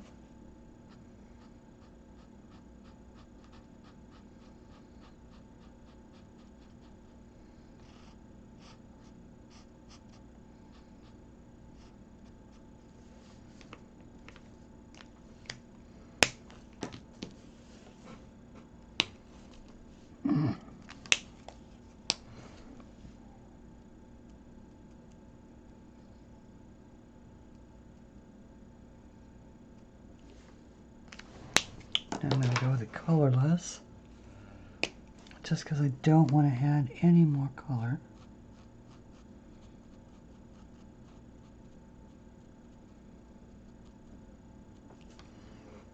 Although, the colorless more pushes the color away from the area than it does pull it in. And I think Anne mentioned that it's the colorless blender is really, I know she uses hers a lot for cleaning up areas. All right, now I'm just getting it to spread, and that's not what I wanted to do. But it's not bad. I can fix it in when I add the gold around it. All right, so that's those two with the orange. So far it's not too bad. So far the orange is holding its own. And, but before I add any more of it, let's get a little perspective here. I'm really just adding it because it's a color that I hadn't used. Yeah, let me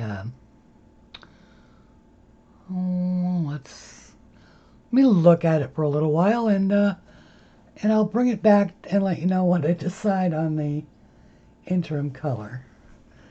Actually, you know what? Let's go ahead. Let's just do it. Let's just do it. Do it.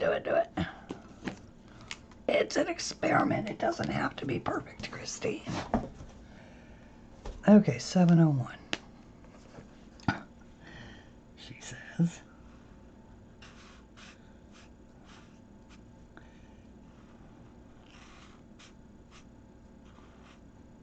Oops. See, as neat as I was on those first ones,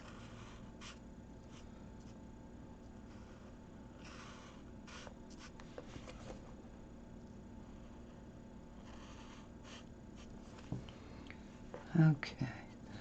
Plus I have the 4 small gemstones in the interior to do as well. Okay, so this one is the 903, which is, no, I want the 913. The 903, no, this is the one.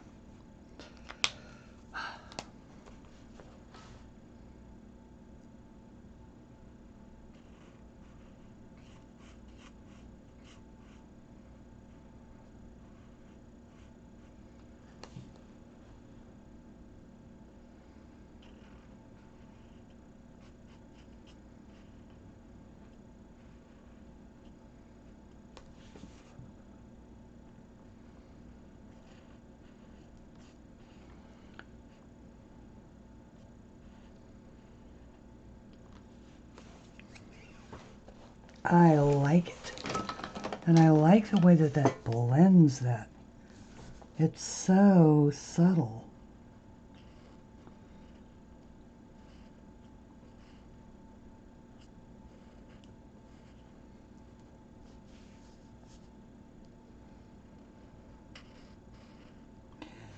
Now this side has had a chance to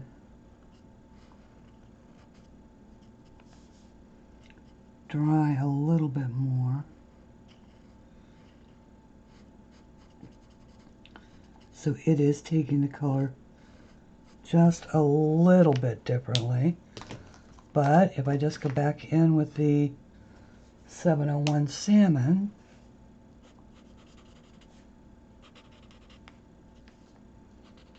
and just add a little color in all three, I think that it will lighten right back up.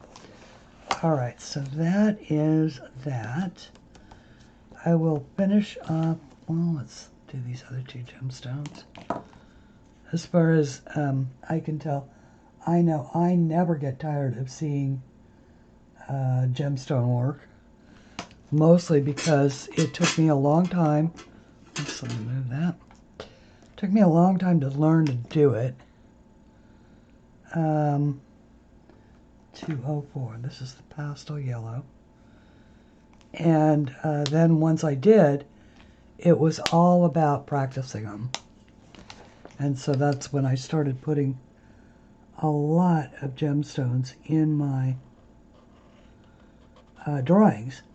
And I learned anything I know about how to color gemstones, whether they're translucent glass, is always my go-to preference.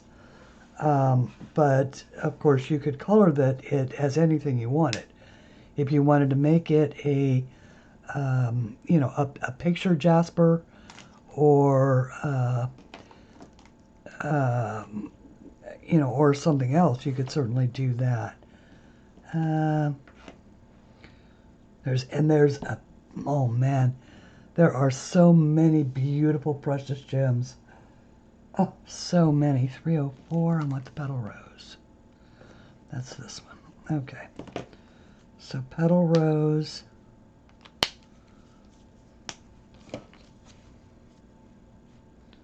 So we're going to start here. Make our highlight.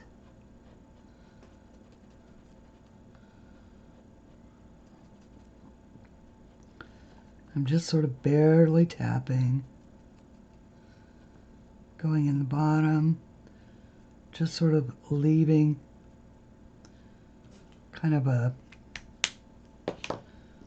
space, and it's bleeding in toward each other. 701, 302, this is the fruit pink. So I'm just going to dab that right there into that space and then let it sort of moosh together. And I am going to use the 317.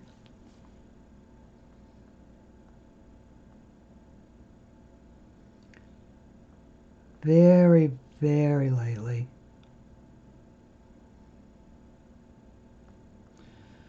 Just around the edges.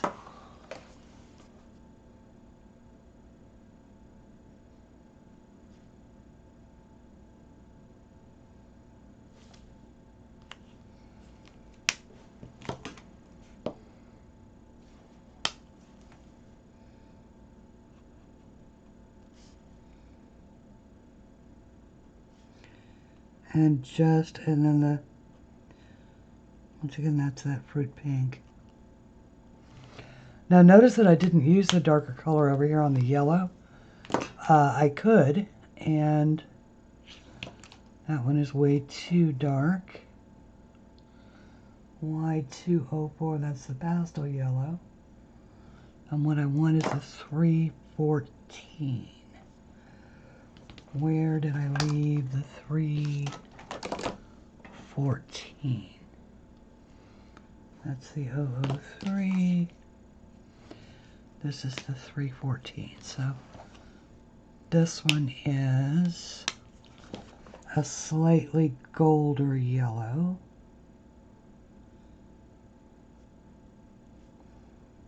But if you just apply the same theory, I'm just tapping it along the outer edge.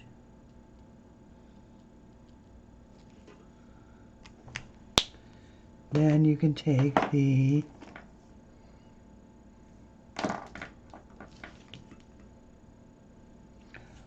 .003 canary yellow and then just tap it right on top of that edge, and it causes it to sort of bleed in. So, and I could do it on the, I did it on the blue one, I believe. Okay, so there are those gemstones. Now that I'm looking at these oranges, they're not quite jewelly enough, and that may be able to be corrected in the these guys. And I am thinking that I'm going to use this dark turquoise blue, which I believe was this one, the B205. Yes, it was. It was the cerulean blue. So we're going to use that for, and I want this end to go around these.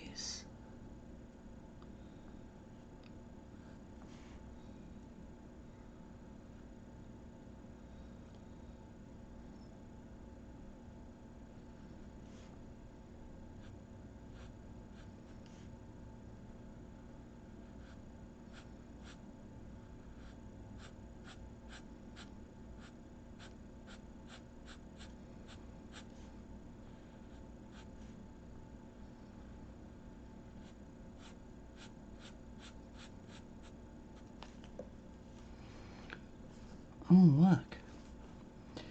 That one just sort of sits out there on its own, doesn't it?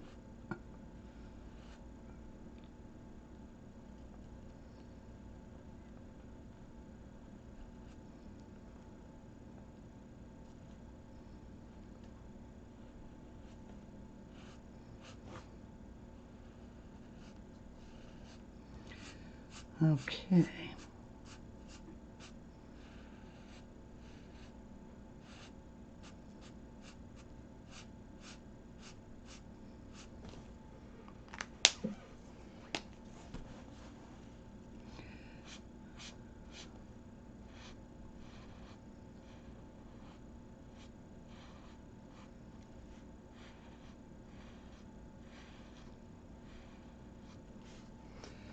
All right, and now, just for these little tips,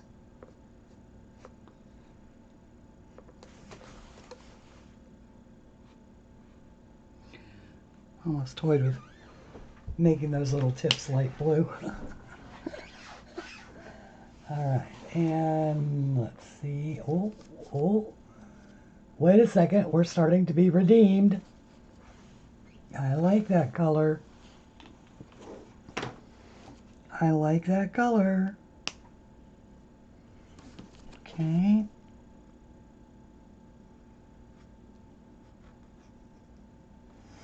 Let me do the rest of these in this color and I'll be right back. Okay, well, I don't know about you, but I like that. I like it a lot. And let's bring this baby home. I have decided that this does not need a background. This is going to stand right on its own with just bright, beautiful color.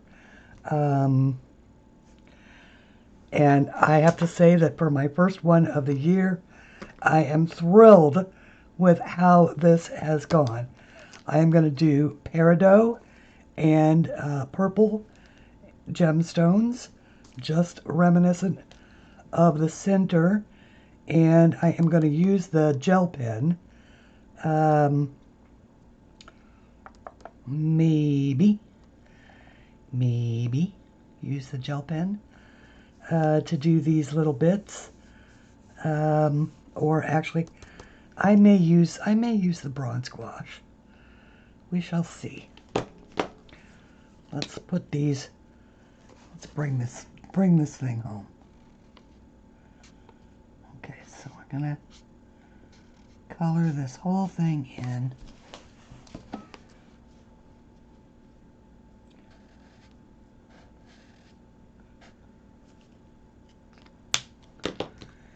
And go to the next one, which is the 804. Just double checking that we are yellow-green. We are yellow-green.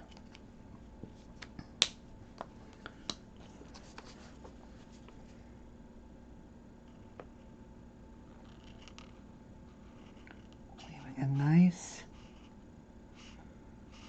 big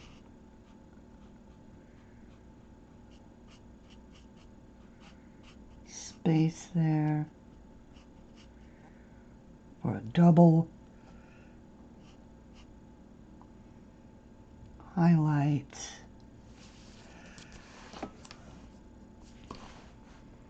Whoops.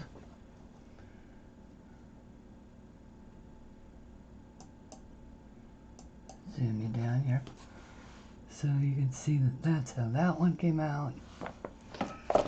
We'll do this one, hopefully on camera.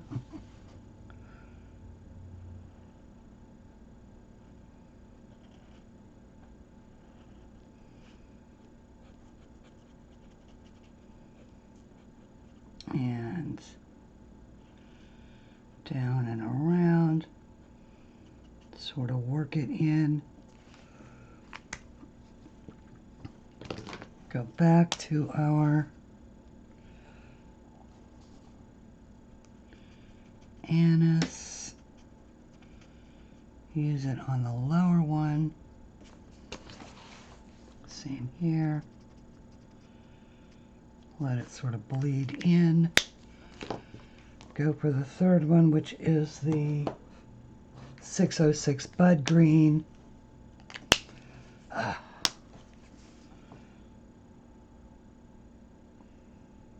Just go right along that bottom edge, that upper corner.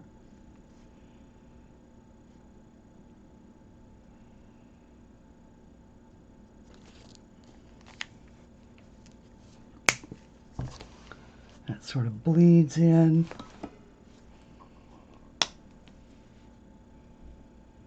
Right along that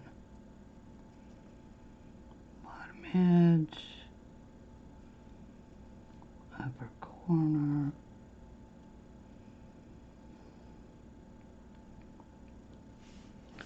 And that'll sort of bleed in. Pops it right up off the page. Oh, I like it.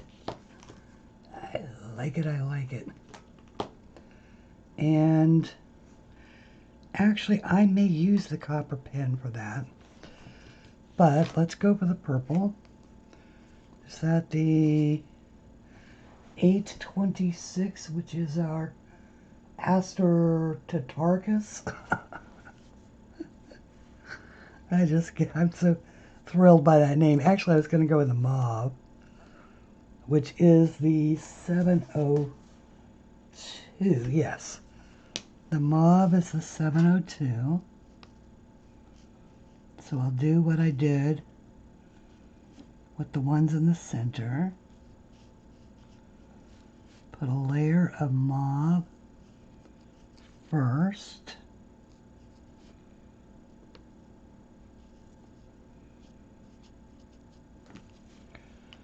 And then Black Band Christine.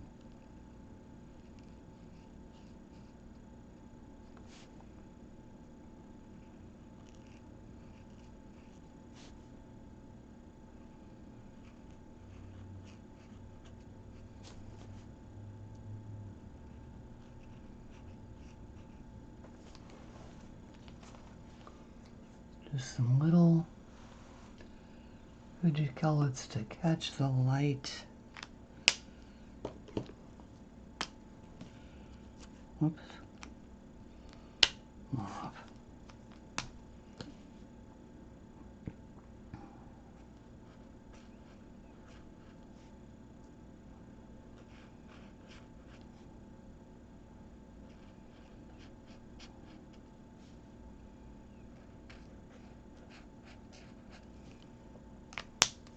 See, they all bleed into each other, so.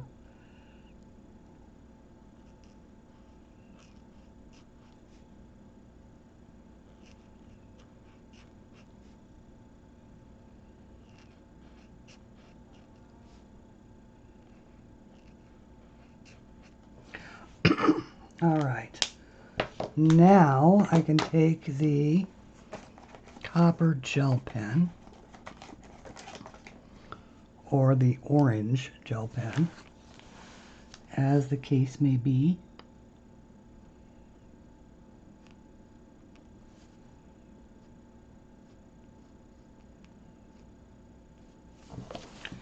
And do the four sides so that it looks like the one in the center.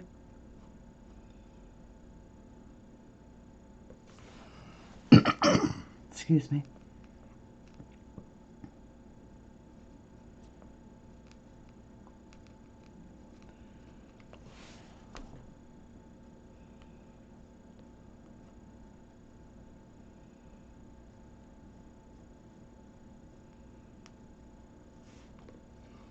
Oh, that's so pretty.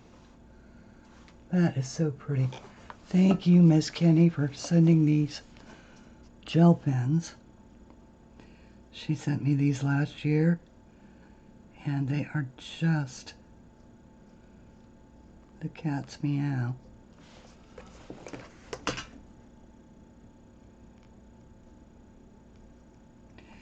And considering that I use the heck out of them, they've lasted a good long time. But then I only use them for this kind of, this kind of stuff. Just adding a little bit of bling, dots here or there.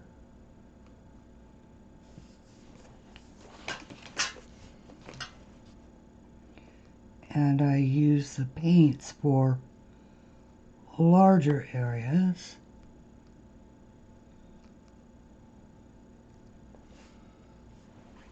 Okay. Now, I could use the gel pen also on, I'm just such a miser with it, jeez. I guess I could use it on this part too.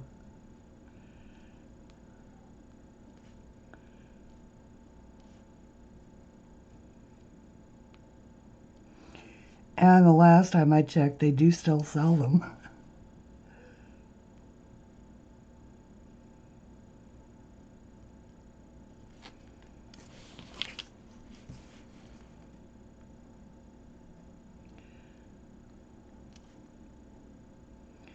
I just want you to see what one of these will look like with it on the outer edge as well.